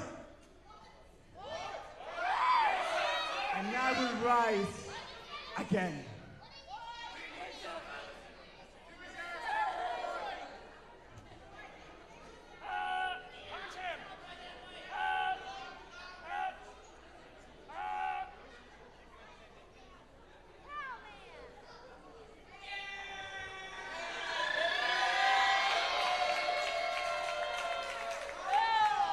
I accept.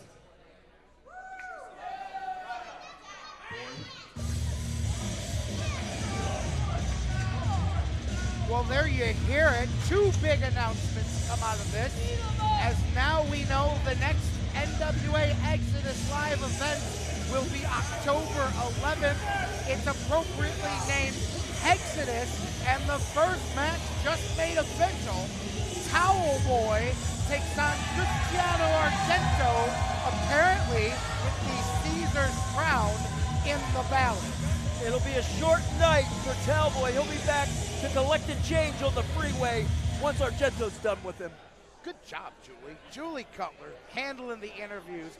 Welcome in if you're rejoining us here in the second half. We've got a huge six-man tag team. I don't know if you're going to call this a match, a fight, a brawl, or a spectacle. You're going to see all of those things and then some as Vandal 48, Atticus, and August Koger team up with their cousin Christian Napier to take on Man Bun Jesus, Sam Beal, and the Ultra Star Ashton Day. Fellas, buckle up for one heck of a six-man tag. And another reminder to our viewers, if you aren't already, make sure you follow us at Exodus Pro Wrestling on Instagram, Twitter, and wherever else you can find us.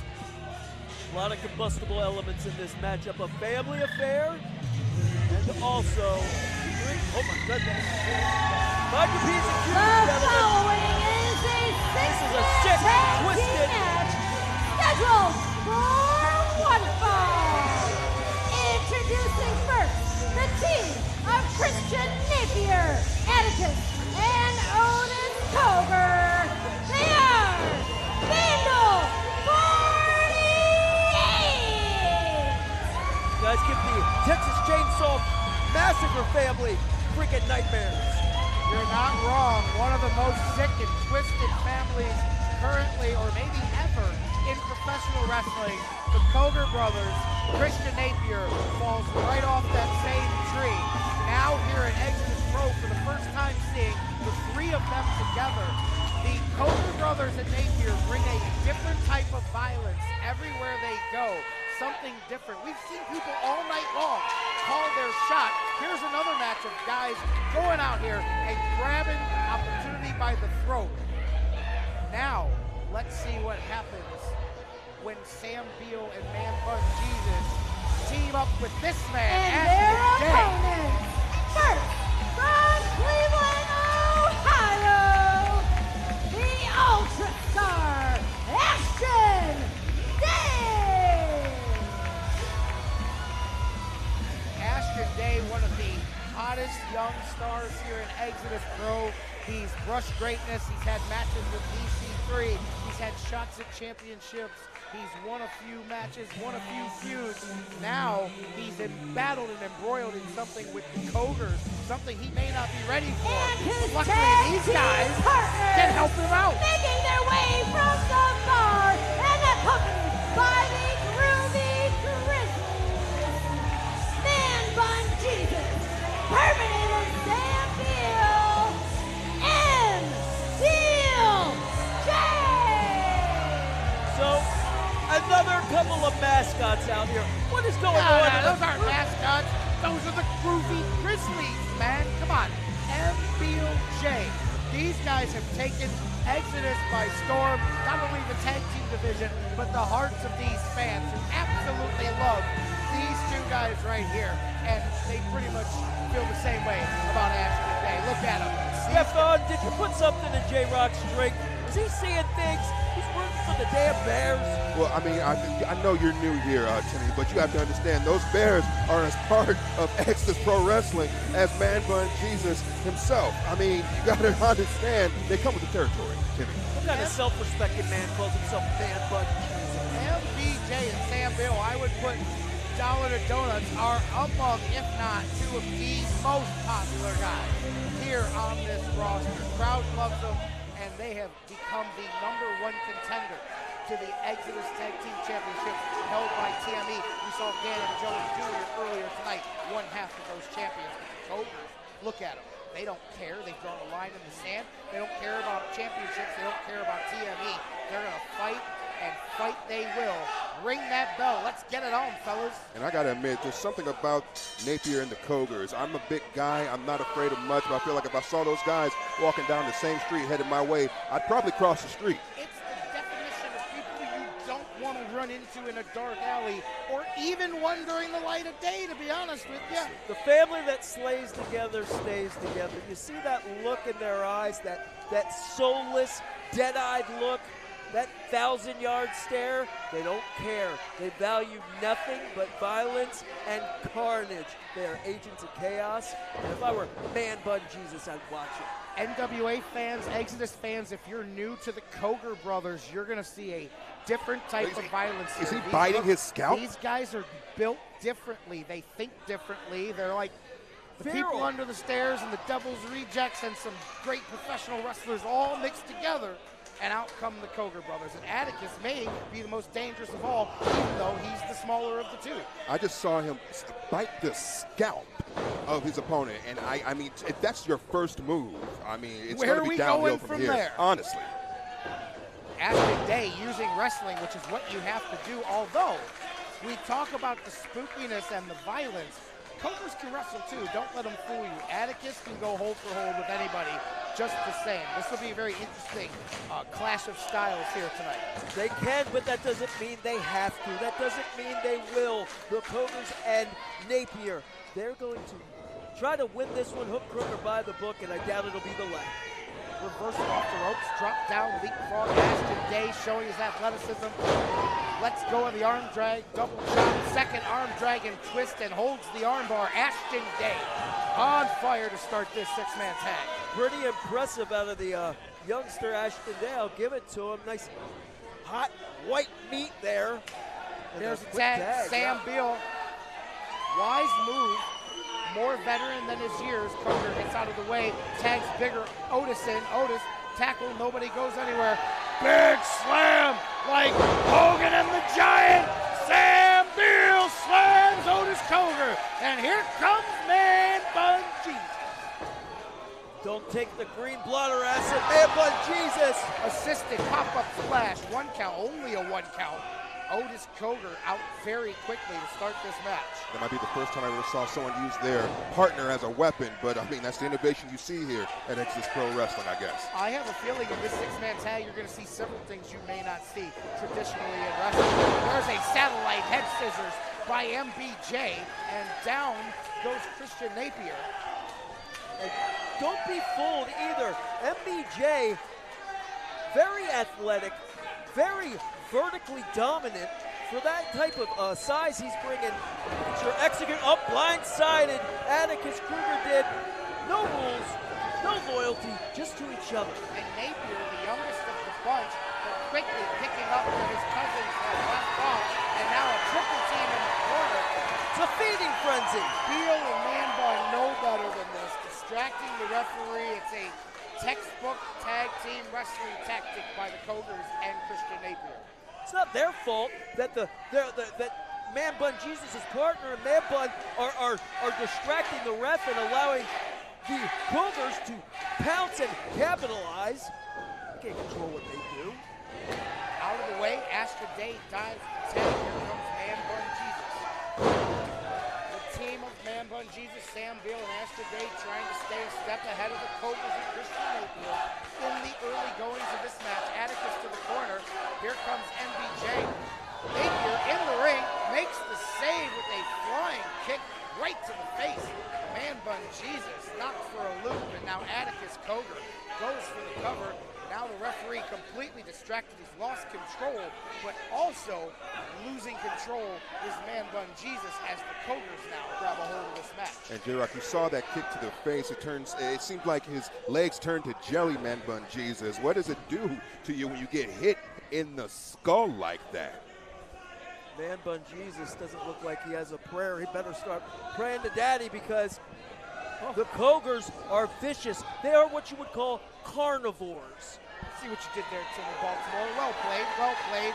Atticus Coger's not playing. He has Man Bun Jesus hung up in the ropes now. MBJ trying to get up now. Atticus hits the ropes, moonsault onto the prone MBJ with the extra leverage of dropping off the second rope. And now here comes Otis. Big head of steam, throws himself full body, and then the inside out senton. Great triple team maneuver by the Cogers. The cover, leg is hooked, Man Bun Jesus kicking out of two. Did you see this out of Napier and the Cogers? They almost have their own language. They don't even have to say anything. It's a look, it's a glance, it's a nuance, and one knows what the other is doing, and the other, the third one, right there to capitalize as well. You might just need to chalk it up as animalistic instinct, the way they can just read each other's violence and feed off of it and complement each other's violence. It's sickening, but it's fun to see, honestly. Guys, it's no joke. Their reputation precedes them, does the Cogers. There are wrestlers around this country that refuse to accept matches with them. There are promotions that refuse to allow them in their ring because they bring such a level of violence and disdain for their cover. opponents. And a 2 count. You see, again, if you saw the Cogers and Napier in the back, you saw the family. They don't talk to anyone. They sit in the corner. They congregate with themselves. They are a self-contained unit. You are correct, Timmy Baltimore. And I think that's smart because you can't prepare for what you don't know. The great unknown will take you down each and every time. I don't care, even if you're Jesus with a man bun. No, I think the thing you're failing to understand is that these guys aren't exactly conventional with what they do. They're the definition of unconventional. Well, there's those long limbs out of Man Bun Jesus. Double takedown attempt by MBJ, but he lands on the back of his head, and he sees stars. Look at him. You can see it now. Drops the chin breaker. Cogers are in all sorts of trouble, running into each other. Meanwhile, MBJ, Sam Beal, reaching for the tag. He's going to need to walk across Here water comes to get that Sammy. tag. Give him a natty light. Get out of the way. taking down the bigger of the Cogers. Does Ceeo a hard line. The Perminator is on the attack now. Strike to Otis. Otis doesn't go down though. Now a big switch through using the quickness. Sam Beal, it's all he can do. Otis and Atticus down on their knees together. Beal off of Atticus onto Otis Coger. And Beal is deceptively big himself. Big spike on the pine. He is fired up as Beal. In the zone, the Cogers, the first time we've seen them in dire straits. Sam Beal, oh! Holy God. Off the corner, we didn't even see Napier off our screen climbing to the top. Big senton from the top, breaks up the cover. Now, Sam Beal in the ring alone with his 3 opponents. That's that gang match mentality you see here, the numbers game. Here's the Cogers, double team maneuver, patented. Seamless, absolutely seamless is the offense of the Cogers. MBJ to the rescue of his tag team partner. Drop kick, 1 foot to each opponent. The Cogers are down, but it's still 2-on-1. The numbers remain a lot to overcome for MBJ, Beal, and Ashton Day. Tilt-a-wall, satellite, DDT. Able to use that momentum, able to use that leverage was Man Bun Jesus. And again, the Cogers find themselves. Atticus slides out. The hook, right the head. Down goes goes MBJ, excuse me. I mean, who would wrestle in jewelry? Who would wrestle with a nose ring and frontal like that? Ashton Day, big double axe handle off the top. Trademark Ashton Day. Now, sweeps under, inverted atomic drop. Step up in Zaguri. Cogers in trouble. Atticus in the corner. Ashton Day shoots his opponent in. Head of steam coming out. Side slam. I'm sorry, Ashton Day, Man Bun Jesus. Is Ashton going for the cover? I almost ate my words there. They could spend the next 10 years together as a tag team. They would never be as seamless as an on point as the Cogers. Atticus Coger was a half a second away from losing this match. Day with the hit down out. Here comes Napier. Again, MBJ and Beal both taken down from earlier attacks. It continues to be 1 against 2 or 3 throughout this match. There's a mean streak out of Day there. Did you see that, Stefan? I was going to say the headbutts. You see right there the frustration, the anger, fighting fire with fire. The offense from the opposite side has not been pretty, and at a certain point you realize you got to just get as ugly as the opponent. Ashton Day signals to the crowd. Don't want to waste time here against Napier. These two have an issue dating back several months now. Kick to the face. Ashton Day heading to the top. Maybe Ashton Day has cracked the Coger code. He's going for his finisher, that twisting cutter off the top rope.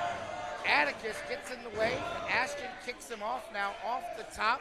Otis comes in with a black hole slam. Catches Ashton off the top. Taking a bullet for his cousin did Otis and executing the black hole slam. And look at this. The younger, the Cogers just Napier, picking apart the not pieces. the legal man though. It's referee. God. And now we've just lost control here. As you can see the anger between Napier and Day. Unpredictable. Well, there's the bell. I mean, you got to figure it's going to be a disqualification. The Cogers clearly put their hand. Here comes Sam Beal. Crowd calling for Man Bun. Man Bun doesn't disappoint. Right back out the other side.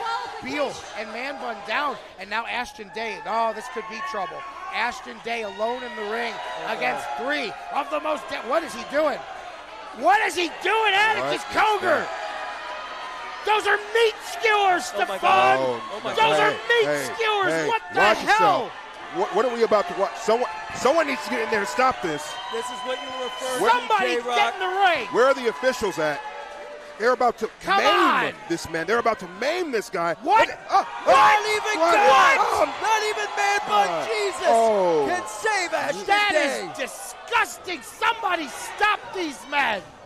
Hell hath no fury like the devil themselves.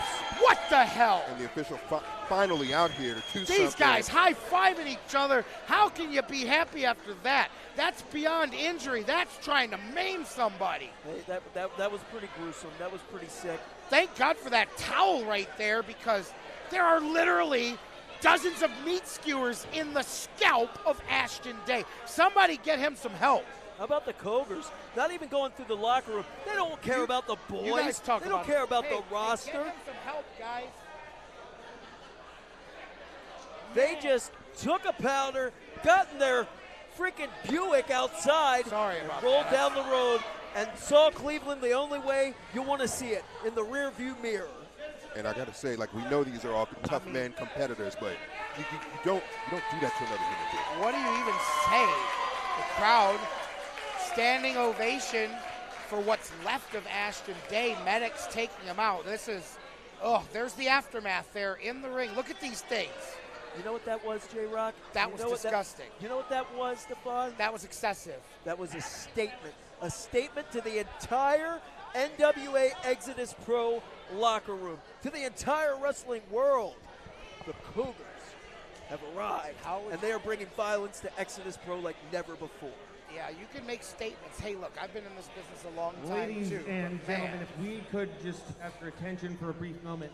The neighborhood of Tree Lawns Code Enforcement has a brief announcement.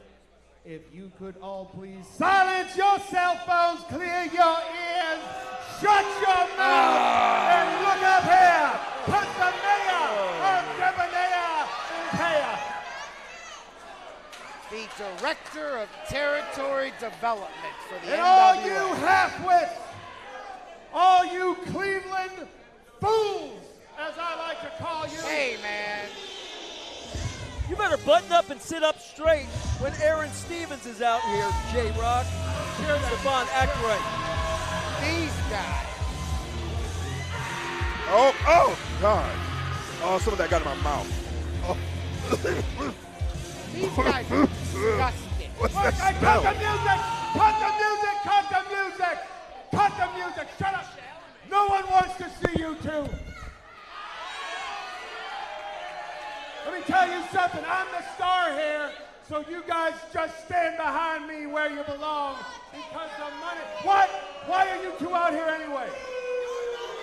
Slime Balls went into Why are business you for out here? themselves. Apparently, according to our good pal Carson Drake, he said you need some help, and so here we are. The Bulls are here to aid you, Mr. Stevens. No, don't touch me. I'm gonna need a bath. Stand over there with him. Stand, everybody, just shut up. Now listen. Tonight, I do need your help. That's right. But it's not the time to interrupt someone. It's not time to interrupt the biggest star this building has ever seen.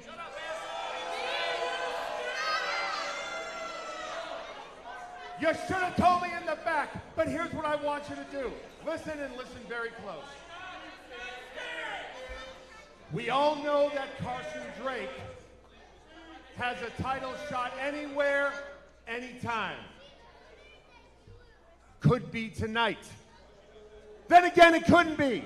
Don't know. That's half the fun. But as far as the title goes, the two of you, this is your instructions. Get over here. Listen. Shut up! Distracting the Slime Balls. They need to pay attention. The two of you are not to win the scramble tonight. Your jobs are not to win. Your jobs are to make sure the winner doesn't look like a winner. Do you understand me? Damage control. Do you know what I'm saying? Wait, good. Now go and prepare. Do whatever you do to prepare. Just go. These people don't want to see you. Leave. Leave right now. No one likes you guys. Nobody likes you. Goodbye, goodbye, goodbye. Go. All right, now. Aaron Stevens calls the shots. He wields the power. He can do whatever the hell he wants. Well, at least it The doesn't smell fix like eggs. is in, guys. Something's up here tonight. Well, at least it doesn't smell like eggs up here anymore. Ladies and gentlemen, it is my distinct pleasure to bring out a man that none of you will ever be able to relate to. A man who has attained a level of intelligence, of sophistication, and of athletic prowess that nobody in this building could even come close to. So I am going to ask that you all do the right thing and throw your hands up. Throw your hands up. And if you're sitting, you better stand up and give it up for the most successful man in professional wrestling today.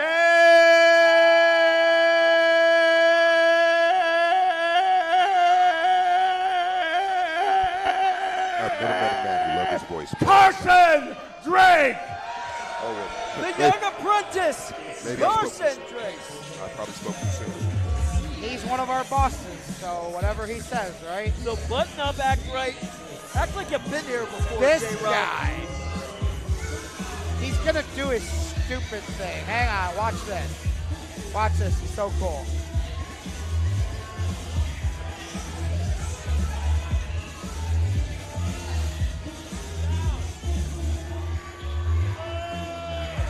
Really, Aaron? This guy? Watch. That thing. That's his thing. How cool is that? You would. Life of the party. You think this is just the coolest guy in the world, don't you? He's A-okay with me. Aces with me, in fact. You know why? He's the future of the business. And that anytime. The following contest is scheduled for one fall. Approaching the ring, Carson I'm just saying. Drake! The most punchable face in the industry as far as I'm concerned. You guys, your applications would be rejected from Bushwood immediately. Here's what's crazy. When I first met Carson Drake, I thought, man, this kid's got something. He's got some potential. That's good. And as I I like to oh, hear wait that. a minute, here he goes again. High spot. Look at that. Well, that's it. You've seen the Carson Drake show. I thought this guy really had something, and every month since then, he has done the opposite of what most people do. He has proven to me month after month after month that he's none of those things I thought he was. While very talented, his attitude, his entitlement will always keep him from accomplishing what his talent should. These people don't deserve it. Uh-oh. Oh! My Pass boy. the plate. My boy. Pass the plate.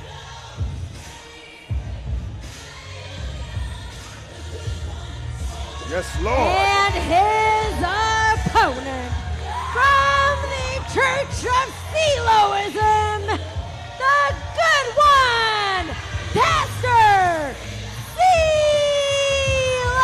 Ceeo! A bit of a different look for Pastor Ceeo tonight. Earlier, we saw Pretty Boy Smooth. Big battle with Gannon Jones took the toll out of him. Normally, we would see Smooth and Ceeo together at the hip at all times. But tonight, Pastor Ceeo, of all nights against Carson Drake, out here on his own. But if anybody can do it, it's the good pastor. So we have class, sophistication, civilization versus a beggar, a pauper, a man who can't even afford a front or sleeves to his own shirt. Timmy, you bite your tongue. That is a man of the word, a man of the cloth, a man of God. He may be. I'm just going to say that if you talk down on him, you might want to watch out for any straight lightning bolts coming your way, sir. And he's smart enough that he doesn't have to pay taxes on all that money. So somebody's got it figured out. Hallelujah. Carson Drake is a taxpaying citizen. You hear that? I doubt that. I doubt Whole that. section of Pastor Ceeo fans out there. There's no accounting for taste. We're freaking Cleveland, gentlemen. I use that term loosely. Watch it, Timmy. Watch what? Carson Drake? Watch Put the throne. Ceeo? That's the name of the show.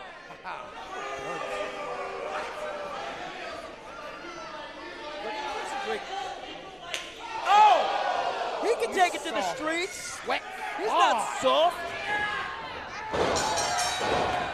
Pastor Ceelo's not taking that for 1 second, and now firing right into the head of Carson Bartholomew Drake. That's a man of God right there, is it? I'm just going to say, you say that Carson's not soft. I feel like Pastor Ceelo's about to soften him a bit. He may finish it. Ceelo's about to do. Big right hand. Shades of Pretty Boy Smooth, and out to safety and higher ground goes Carson Drake. Carson Drake is a star. He is a future of the industry, and he is the apprenticeship at the right hand of Aaron Stevens. What can you imagine? things do. Look at the upper body of Pastor Ceeo. Not trying to overstep you. We had our fill of Aaron Stevens tonight. Pastor Ceeo has been in the gym. He's put on good 10, 12 pounds since his relationship with Pretty Boy Smooth. You can see the difference, and it helps him in the ring. He's going to need it here. Carson Drake has the size and the strength advantage in this contest. Congratulations. He ate a few more desserts before this show. Watch the Shut throw. your mouth about Pastor Ceeo. And a small package. Two. Oh, the inside crate. Don't you talk about Carson, right? Ceeo fired off those jabs. Carson Drake, I mean, he can brawl if he needs to, but he's not used to that. He's a professional. He's a gentleman. He's a competitor. And he is How damn about good. that? Drake tucks Ceelo's arm behind him. He's Ceelo up in the air. He sees the fall. When he landed Ceelo, his elbow was bent across the top rope. Yeah, and that's the thing. He's, you're going to say a guy like that, Carson, he's going to do anything he can to get that advantage, and taking out a limb is not above his pay grade. Continuing on the arm, as you said. And that's the thing. One thing I will say about Carson Drake, he is probably the ultimate front runner I've ever seen in professional wrestling. This guy, when he does get things on his side, he is out and about, out front and loud and brash. Just the ultimate front runner.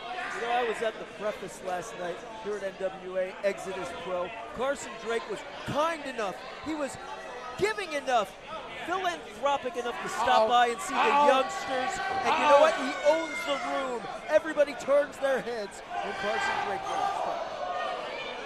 Again, the arm, which has been pretty much compromised for the past several minutes on Pastor Ceeo. We saw this earlier with Marty Bell. Marty was able to overcome and become the new women's champion. Does Pastor Ceeo have that same comeback in him? Not going to be able to fire off those illegal closed fists, those jabs.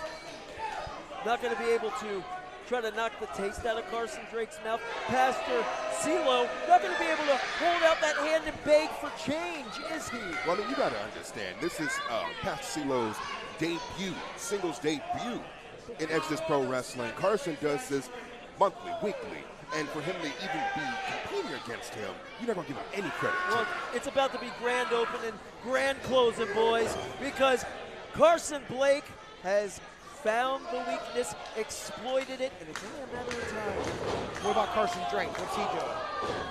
What'd I say? It's a freaking 110 degrees up here. Ooh, big shoulder tackle. Carson Shooting that Drake. half, Carson Drake does. I know his name.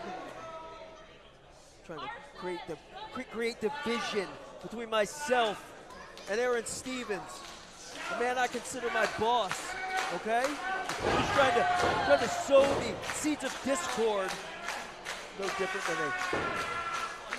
And you said you see the vision. Who's more of a visionary, dare I say, than Pastor Ceeo, a man who came out here and got boos from the crowd, and now the crowd is on his side. They've seen the light. They have heard the word of Pastor Ceeo, and hallelujah, again, they have all become believers. And honestly, I'm a believer of Pastor Ceeo. How about that? Carson Drake begging God to part the clouds, lift the roof off of this local I'm just hangout, whatever you want to call it. Lightning, if you want. He's and over save, here. I'm just gonna save Pastor Ceeo. And what's happening? No, Where is he? Just gonna scoot over a little bit. Yeah, in case lightning strikes, I'm gonna be over here safely. We pray at the altar of Aaron Stevens around here because he stands on business, he gets it done. And look, Carson Drake has become the star that he was born to be. And I'm sorry that Pastor Ceeo has to suffer the residual effects of that. Pastor Ceeo is not playing. He is on his knees right now as Carson Drake applies that shoulder lock. Pressure both on the shoulder and the elbow. Ceeo reaches for and gets the ropes. Carson Drake, clean break. No! Hey! Oh, wow! Come on, Nate Pierce. That's it. There's no, that's God gotta can't be it. save him. Hey. Nate Pierce, that hair lip, he can't save him. Nobody can save him. And look at that smile, that conniving, disgusting smile on Carson. He's proud of what he's done. He's proud that he may have took this man out in his debut singles match. Nate Pierce, don't talk to him. End this match. Obviously, Ceeo, perhaps a dislocated shoulder, is got some movement there, so maybe not, but definitely the damage done. Carson Drake, faux clean break, instead pulls at the arm, snaps the joint, and now a one-armed Pastor Ceeo is putty in the hands of Carson Drake. Kicks to the skull from his trust fund baby. Just at least you got a guy like, oh, and there's that stupid little dance, that stupid little shimmy. Look at Pastor Ceeo. You have angered the pastor. Smack the devil out of him. Yelling from the pulpit now. Smack the demon out of that Nepo baby. Pastor Ceeo don't play. One arm or not. Here he goes. Look at that. One arm. He can't even use the other arm. One arm backdrop. Ceeo with just his right arm. Clothesline. Sweat flies. Back elbow. Carson Drake flies. Here goes Ceeo. Big drop kick. I gotta admit, the pastor's showing some guts, showing some intestinal fortitude, getting a second win, and this could be divine intervention. Carson Drake needs to snap out of it and remember the lessons of Aaron Stevens. It's time for Jesus to take the wheel, according to Pastor Ceeo. He hits the ropes. Oh, trust fall. One arm. Ceeo can barely hold his leg. He's 2.5. Woo. Not able to properly disperse his body weight was Pastor Ceeo on the much larger, much better looking, and much more talented Carson. Measuring him as the pastor. Ceeo takes a step back. Drake right through the ropes to the corner. Again, that shoulder grazed. Maybe not as bad as Carson wanted, but that one got all of it. And now Carson Drake pulls Ceeo into the ring. What are you gonna do about it? Good question. Stop this match is what he should do about it. Come on, Nate Pierce. Obviously, Carson Drake has made his point. Has he really? Is the pastor still breathing? Is he still having air in his lungs to cover? Come on, what a disrespectful cover attempt. And that's the thing about Carson. He just doesn't care about anybody. He doesn't care about what's right. He doesn't care about what's wrong. He just cares about himself, and that's more evident every time I see his pasty butt in his matches. Carson is losing his cool, and that's not where he needs to be. Keep his head in the game. Don't worry about that freaking four-eye grab. Oh, 2, 3. Oh, Ceeo had it. Superman punch. Carson, baby on Dream Street. Oh, the look in Ceeo's eyes matches the look on the rest of us. It's disheartening to see. Again, a man of the cloth out here, and he is fighting. And you got to think that the heavens are looking down on him, giving him the bit of energy he's still got. Carson Drake's been here before. He's been behind the proverbial 8-ball. He is a thoroughbred, built for show and go, my friends. Vertical suplex. Carson Drake blocks injured arm, perhaps affecting that. Got it! Sleeper hold, chin breaker. Ceeo a step ahead of Carson Drake. Both men down, evening the scales here. I gotta tell you, hell was frozen over, and that's pretty ironic if Pastor Ceeo is able to defeat Carson. Whoa. Referee nearly collides again with in the way. The sleeper. That sleeper though, Kevin Carson, did you see? Taking him off his feet on Pastor Ceeo, adding to the torque, adding to the leverage. Did you see when Carson turned away from the referee, he smothered the nose, he grabbed at the face, got a little extra leverage. Now Ceeo fading, perhaps fading fast, and that's going to be all she wrote. Pastor Ceeo, hell of a fight, but he just had your winner of this match, now Carson down to sleep. Drake. Pray the Lord, my soul to keep. If I should die before I wake, may I never have to stand across the ring again from Carson Drake. That's what Pastor Ceeo can go home and pray about tonight. I'll tell you.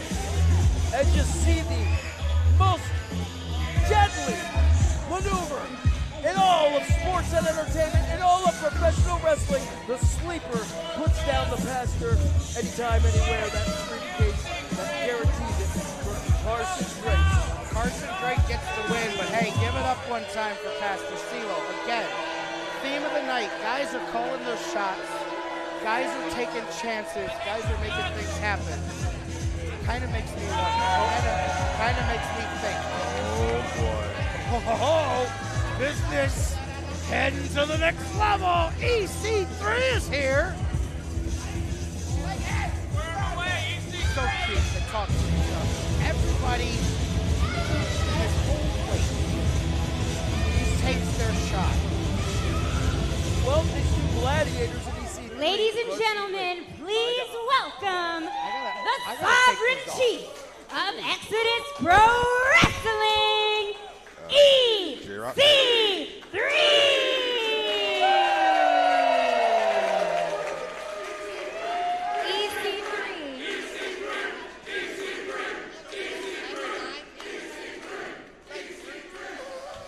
EC3, you have cast yourself as the special guest referee in tonight's main event for the NWA Midwest Championship.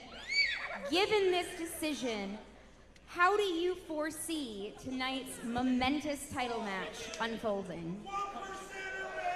How do I see tonight's momentous event unfolding as the pinnacle, the top territory, again, delivering a match that is the caliber of what is becoming the NWA's most prestigious championship, the Midwest Championship. And that is because of PB Smooth. That is because of Dante Casanova. And that is because of each and every one of you. Never before has there been a match like Watch the Throne. We've had chaos, we've had suspensions, we've only had one choice, to instill myself as the special guest referee. Because tonight, the Overlord becomes the Over-Ref. J-Rock, relax. J-Rock. The Midwest Championship. You good, man?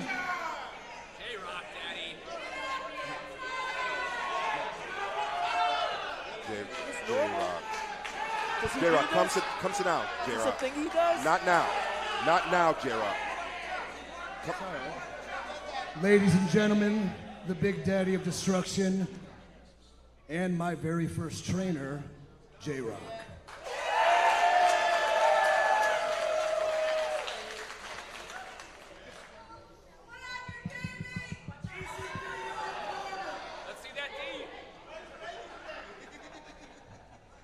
All night long, hell, for the past 2 years, Exodus Pro Wrestling is where people come, not just from across the city or the state or the country. They come from around the damn world.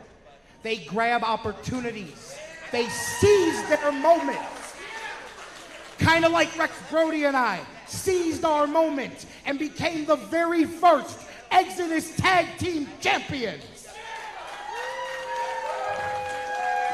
Kind of like how when you said, hey, Rex Brody's hurt. Can you help the team? Can you coach some of the younger guys? Can you do color commentary? And I said, anything for the team. Not just for Exodus, but for professional wrestling, because I love this damn business. Tonight, I sat there soaked in sweat like the rest of these people, and I watched one person after another come out and take an opportunity. So what the hell, I'm coming for mine. Coming up next, you got a championship match, and the winner needs an opponent on October 11th. I don't have a team partner, and I'm tired of just doing commentary.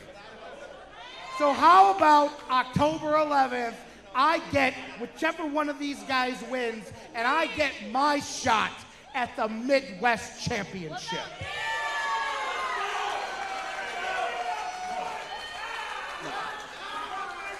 If anybody deserves a title shot, if anybody I'm loyal to, who's gotten me to where I've gone, it's you, Jerry. And you know, I can consider it, but with the NWA affiliation and William Patrick Corrigan, and I got Aaron Stevens, there's a lot of moving parts. I can't guarantee it right now. You got me booed on my own show, that's all right. It is a business, and unfortunately, I can't grant it for you, but I'll consider it. So. J-Rock, Yes, J-Rock, J-Rock. stop. Think about this. J-Rock, just come sit down.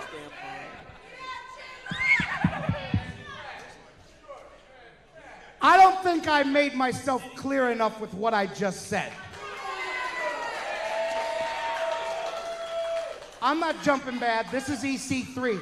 You're going to give me this opportunity, not because we've been friends for 25 years. You are not going to give me this opportunity because I'm the first hand you ever shook in this business. You are not going to give me this opportunity because I trained you.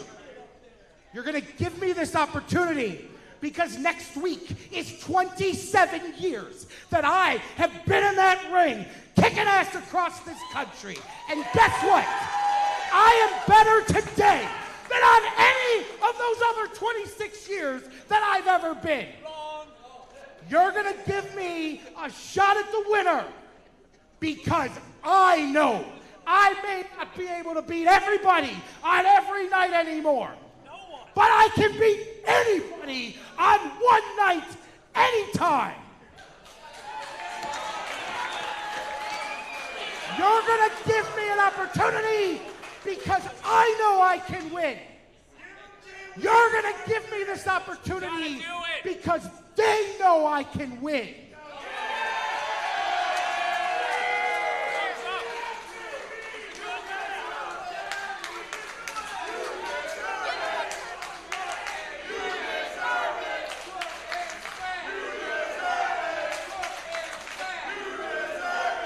That's not even why you're going to give me this match. I don't deserve nothing.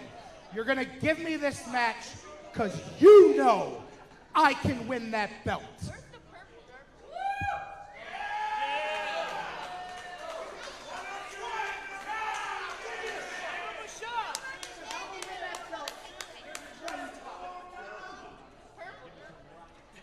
Hell, why not? Give it up one time. J-Rock, you will challenge the winner of tonight's main event. And our broadcast colleague, overwhelmed with But emotion, until we get there, getting what he wants. we have a throne to watch. Main event time. Talk about calling your shot. J-Rock.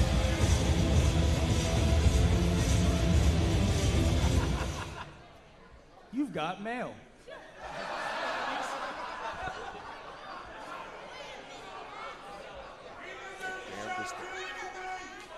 Don't take it, it's a warrant.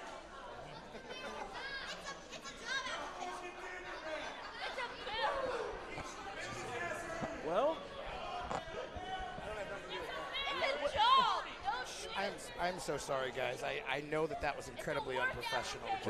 J-Rock, It says who wants a mustache ride. I don't know what that means, but all right, main event. Yeah. So what? Yeah. He's not going to tell us? I don't know what that was. What do you mean you don't know what that was? But I know what this is. This is our main event. This is several of the best in this company and the very best in Dante Casanova. And I'm going to say this once, and then we're going to call the action. October 11th in Exodus, whichever one of them it is, I am going to be the next Midwest champion.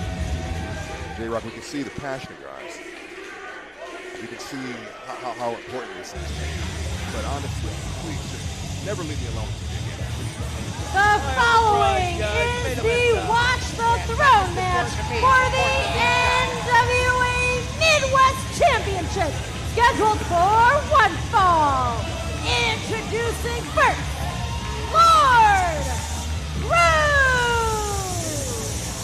And we saw earlier this evening, Rick Cruz able to take out multiple men to make his way into the main event of Watch the Throne. Indeed, Lord Cruz started us off earlier tonight with a huge victory and a 5-way scramble to earn his spot here tonight. He gets one more victory, and he's the next champion.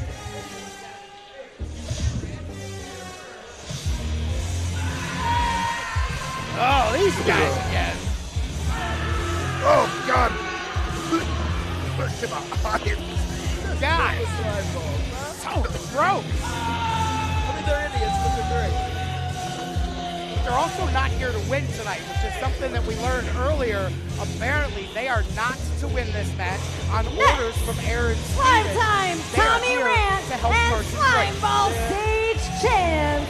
The Slime Ball! Nothing wrong with being a good soldier, J-Rock. Maybe you ought to take a page out of their book and stop going into business for yourself, talking about calling shots. Slime Ball's got nothing to do with it. We know who's leaving Watch this road with the brother. I was one of the Slime Ball's first opponents when they debuted here in Exit. Matter of fact, I believe it was their debut. Rex Brody and I have had several battles with them. They've since gone on to sign with the NWA. These guys are disgusting human beings, but a pretty good tag team.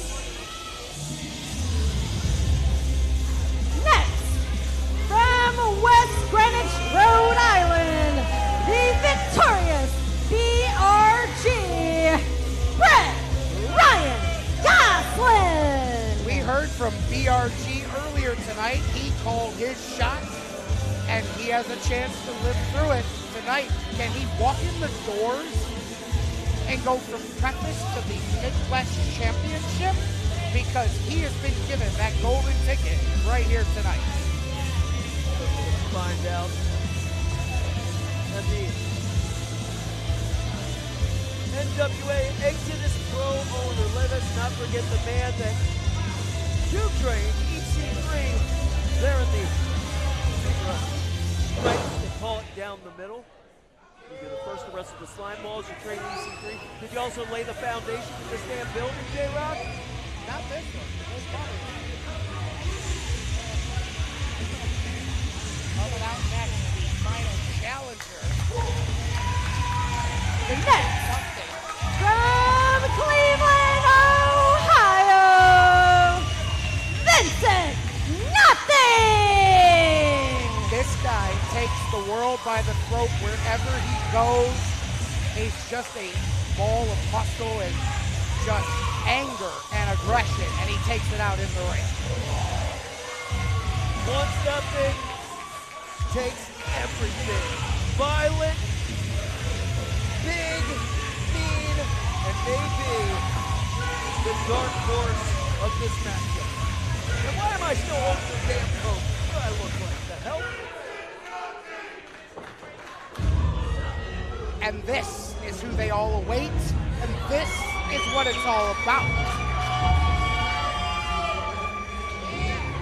Watch the throne. Never been more apropos, huh?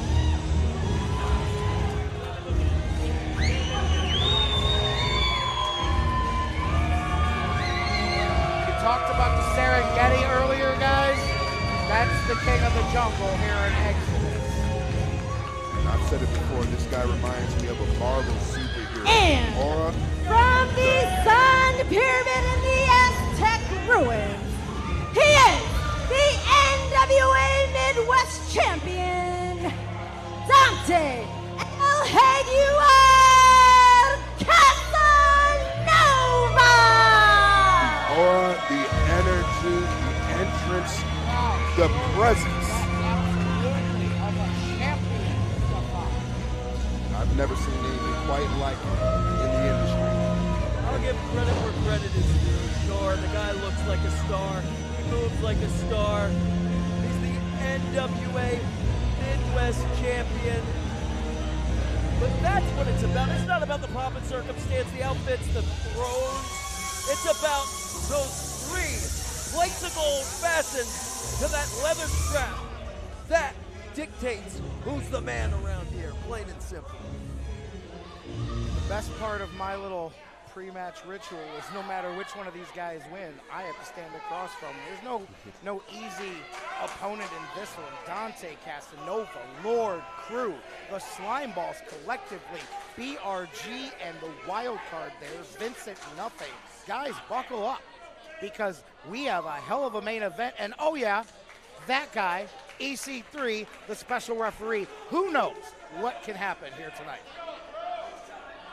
Maybe a smart move, I will say that, on the part of EC3, because who else could handle the type of unbridled chaos we were about to witness in our main event? And that's exactly why he actually said that to me earlier tonight. Okay, he's not afraid. And thanks for coming. Indeed. Roll up Slime Balls. I thought they weren't supposed to try to win this thing here, but they did early on. You've seen they don't always do what they're saying. And what they're told, to clarify for the people at home, this is not elimination. This is one fall. First fall wins, which is actually quite dangerous for the champion, Dante Casanova, because he can lose his title here tonight without being involved in the decision. And you always want to be in the mix. One fall to a finish means you don't have to be a part of the deciding factor I was to looking, lose. was looking forward to that. We were about to see Dante and Lord Crew hook it up, but the Slime Balls ruined that. Meanwhile now, quick roll up, Vincent Nothing, a little combination offense with Dante, and now how about these two? And what a dangerous situation this is for the champion. You have to keep your head on a constant swivel. You can't breathe in this match. There's no you can't have any dead peripheral vision. You gotta just understand that sharks are around you constantly, circling. How about this? A couple of men locking horns here. And talking about can't breathe, you can't breathe in this building. It is now stifling at this point with the 300 plus in attendance and the heat over 100 degrees now. Vincent Nothing knocks down Lord Crew, not easy to do. And here comes Dante with the headlock takeover and grabbing control. Shoulders down on Dante, and this is a main event. I don't care where you go, anywhere in the country, hell, anywhere on the globe.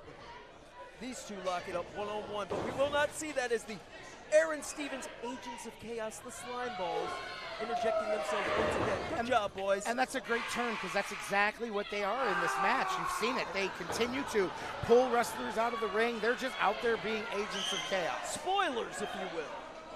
Dante's had about enough as he's Vader-like little brother collision. starts the fight, and big brother cleans it up. Now the Slime Balls putting the boots to Dante Casanova on the floor.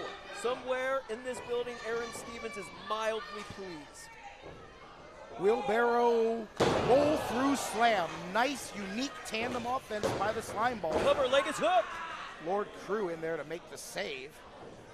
Lord Crew's calling on both of the Slime Balls. He said, both of you, bring it on. He didn't say get up and help me. He said get up so I can knock you back down. Did Lord Cruz. Look at that, man. My goodness. Oh, how about the assisted throwing spear, launching like his lawn dart, his partner. Now the Slime Balls twisting into the satellite, going for a DDT instead. Vincent Nothing overpowers. German suplexes both men. What the hell? That is power unmitigated. And you don't see power like that just come from your average. You gotta just kind of think that way when you're facing guys like the Slime Balls. But of course, our champion decides to show his authority. There's some guttural power. Big slam, Dante to Vincent Nothing, and now back where we started. I was looking forward to this earlier. Lord Crew and Dante Casanova getting at it.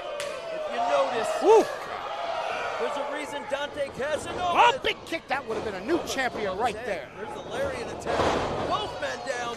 Dante Casanova making the opponents orbit him. That's why he's the champ. He's calling the shots, and watch the Throne's main event. Already, every man down. Now here comes,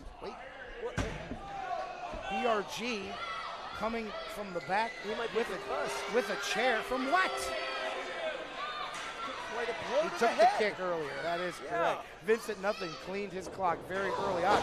And here's some payback. Obviously, no disqualification in a multi-man match. And even if there was, EC3's letting everything go here tonight, clearly.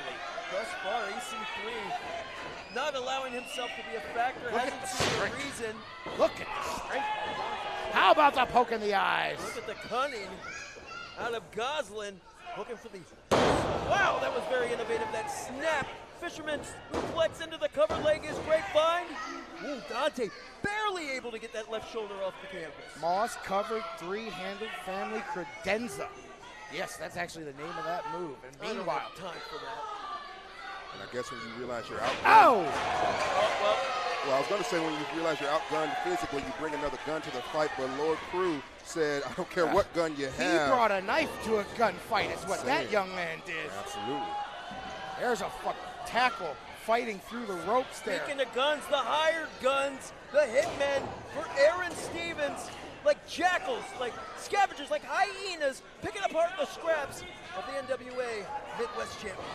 Flying tackle through the ropes. Vincent, big double takedown by Dante. Vincent nothing, and Lord Crew on the outside just battling it out. They flew through those ropes in the corner. Like two cheetah panther paws across the grills of the slime balls. Dante Casanova isn't human half the time. Wow, look at that, over. And then big moonsault to the floor! Putting his own body, his own life on the line, Stefan. Casanova taking flight. I referred to him as a Marvel superhero before. And again, like Superman, this man took flight, and the crowd is on fire And for this Dante building, Casanova. yes, has come alive. Casanova has this one well in hand, and here's how it went down. Almost, did you see that? Almost landed on the back of his head, but threw his entire body to take out the opposition on the outside with slime balls now. Dante Casanova risking it all to keep his championship tonight. He's going to have to, as he has four other challengers to deal. And this Dante's a stud. He's got it all, the look, the title. But right now, he may not have the spine for what is facing him in that ring in this main event. I think the Slime Balls realize that Dante is the apex predator of this match, and they need to do what they need to do to take care of him and Cruz. They realize the obvious, that those two are the biggest threats in this match, and it's time to neutralize them, or at least try. And now we see exactly what these guys are here to do. They're out here to wear everyone down. Another cover.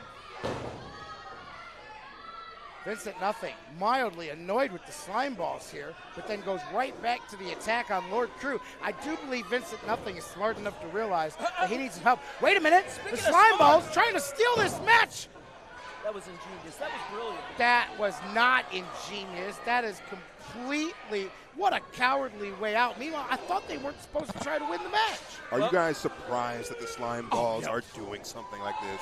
No. Well, they better do what they're told. I don't think they're going to eat if they don't. I need that young man to put that tongue away. I'm uncomfortable. Oh, Vincent nothing collides the slime balls into each other. Lord Crew and back through the ropes. We just saw these two do that on the other side. They went through to the floor. They kept fighting, and now they find each other again. Apparently a level of disdain has grown in this match. But wait a minute. We've got several people now coming to the ring trying to pull this thing apart. We have got a brawl on the floor. Lord Crew, Vincent nothing, absolutely getting after each other. Members on of the the floor. Exodus roster trying to pull this one apart. You've been in that situation, J-Rock, trying to tear two bulls apart from trying to rip each other. But this is trouble. That eliminates two people from this match. And the slime balls, the double team, the cover, double cover on the champ. EC3, nice even count. Here we go. Right in front of us, Lord Crew dragged through the entrance. What does this mean for his shot at the match? Slime balls now, they are not happy with the count from EC3. I can tell you from personal experience, the EC3 has maybe a bit of a short temper. So this might not go well. Might not go. I don't think you poke the bear. That's about enough of that. Man's cape. Double knocker, meeting of the minds. They're the one they share, perhaps. Dante Casanova, been a bit of a project for EC3, accidentally hits his mentor, and then down goes 3. Casanova biting the Hang hand on, that guys. feeds him. What? We've lost Crew. We've lost nothing. We've lost 3. We've got the slime balls and Casanova out here This is bad news for the, oh, hold up now. Almost a malfunction at the junction. Dante now gets the chair free and uses it. Nails one slime ball. Now another for Sage. You cannot count out Dante Casanova. The ring awareness, the influence of all of it is just oh, a wild watch ride. out behind Casanova. You can see Ryan Gosling. RBG. From the top nice rope, try. the top Nice try, rope. Gosling. Plucked out of midair The by strength. Casanova. And a drop down. It's hard not to be impressed with Dante. Casanova, that's it. Nails him. That's how he won the championship. The ref, look who it is. Absolutely, what a three. Wait a minute, that's not Here's three. your winner and Aaron still Stevens. NWA Midwest champion. Aaron Stevens has the power. To do whatever he wants to do. Well, yeah, he's an NWA official. Well, Wait a minute. Now, look, here comes Carson Drake. Is he going to cash it in? God. Is he going to cash it in? Not like It's this. 3-on-1 on Casanova. Here comes Drake.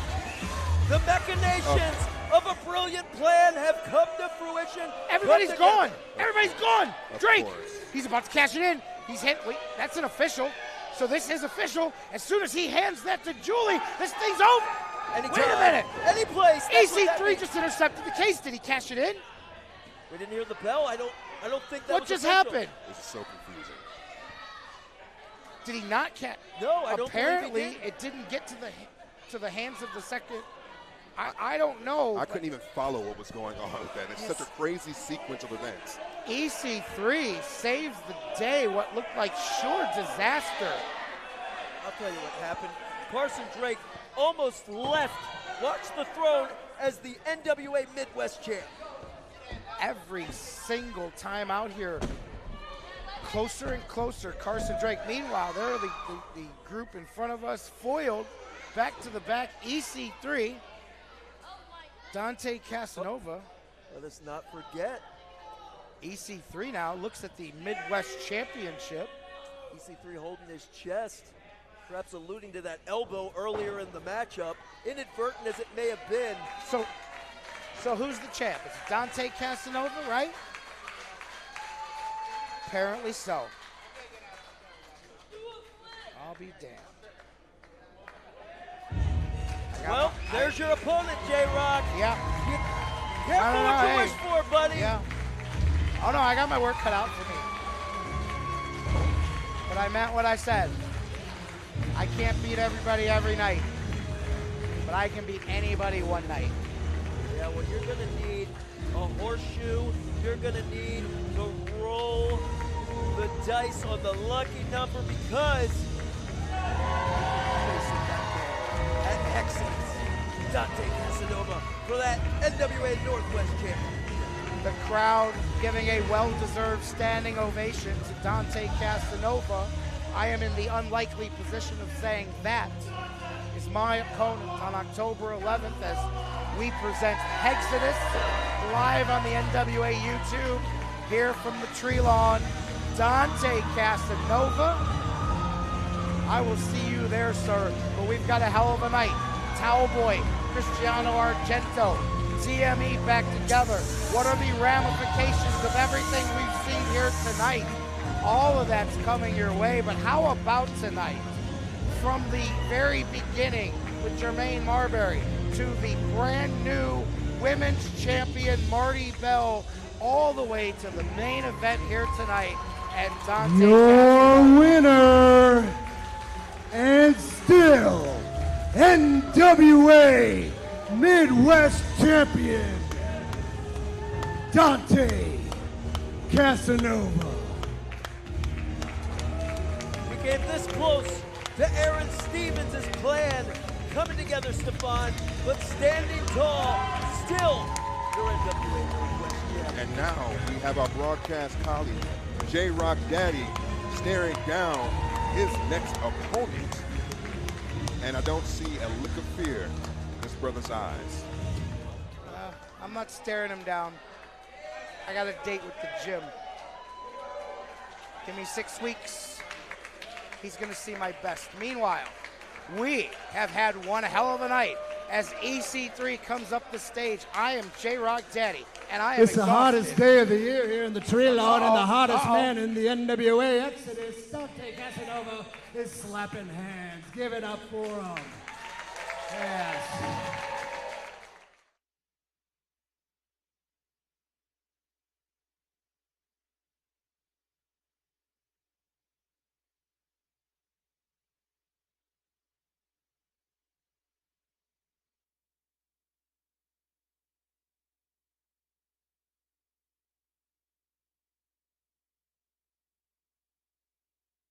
Ocean in the Midwest and the future home of legends.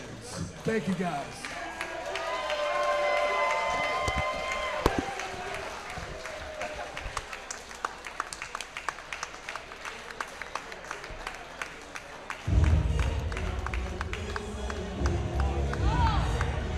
You ready for that, J-Rock? You ready for that?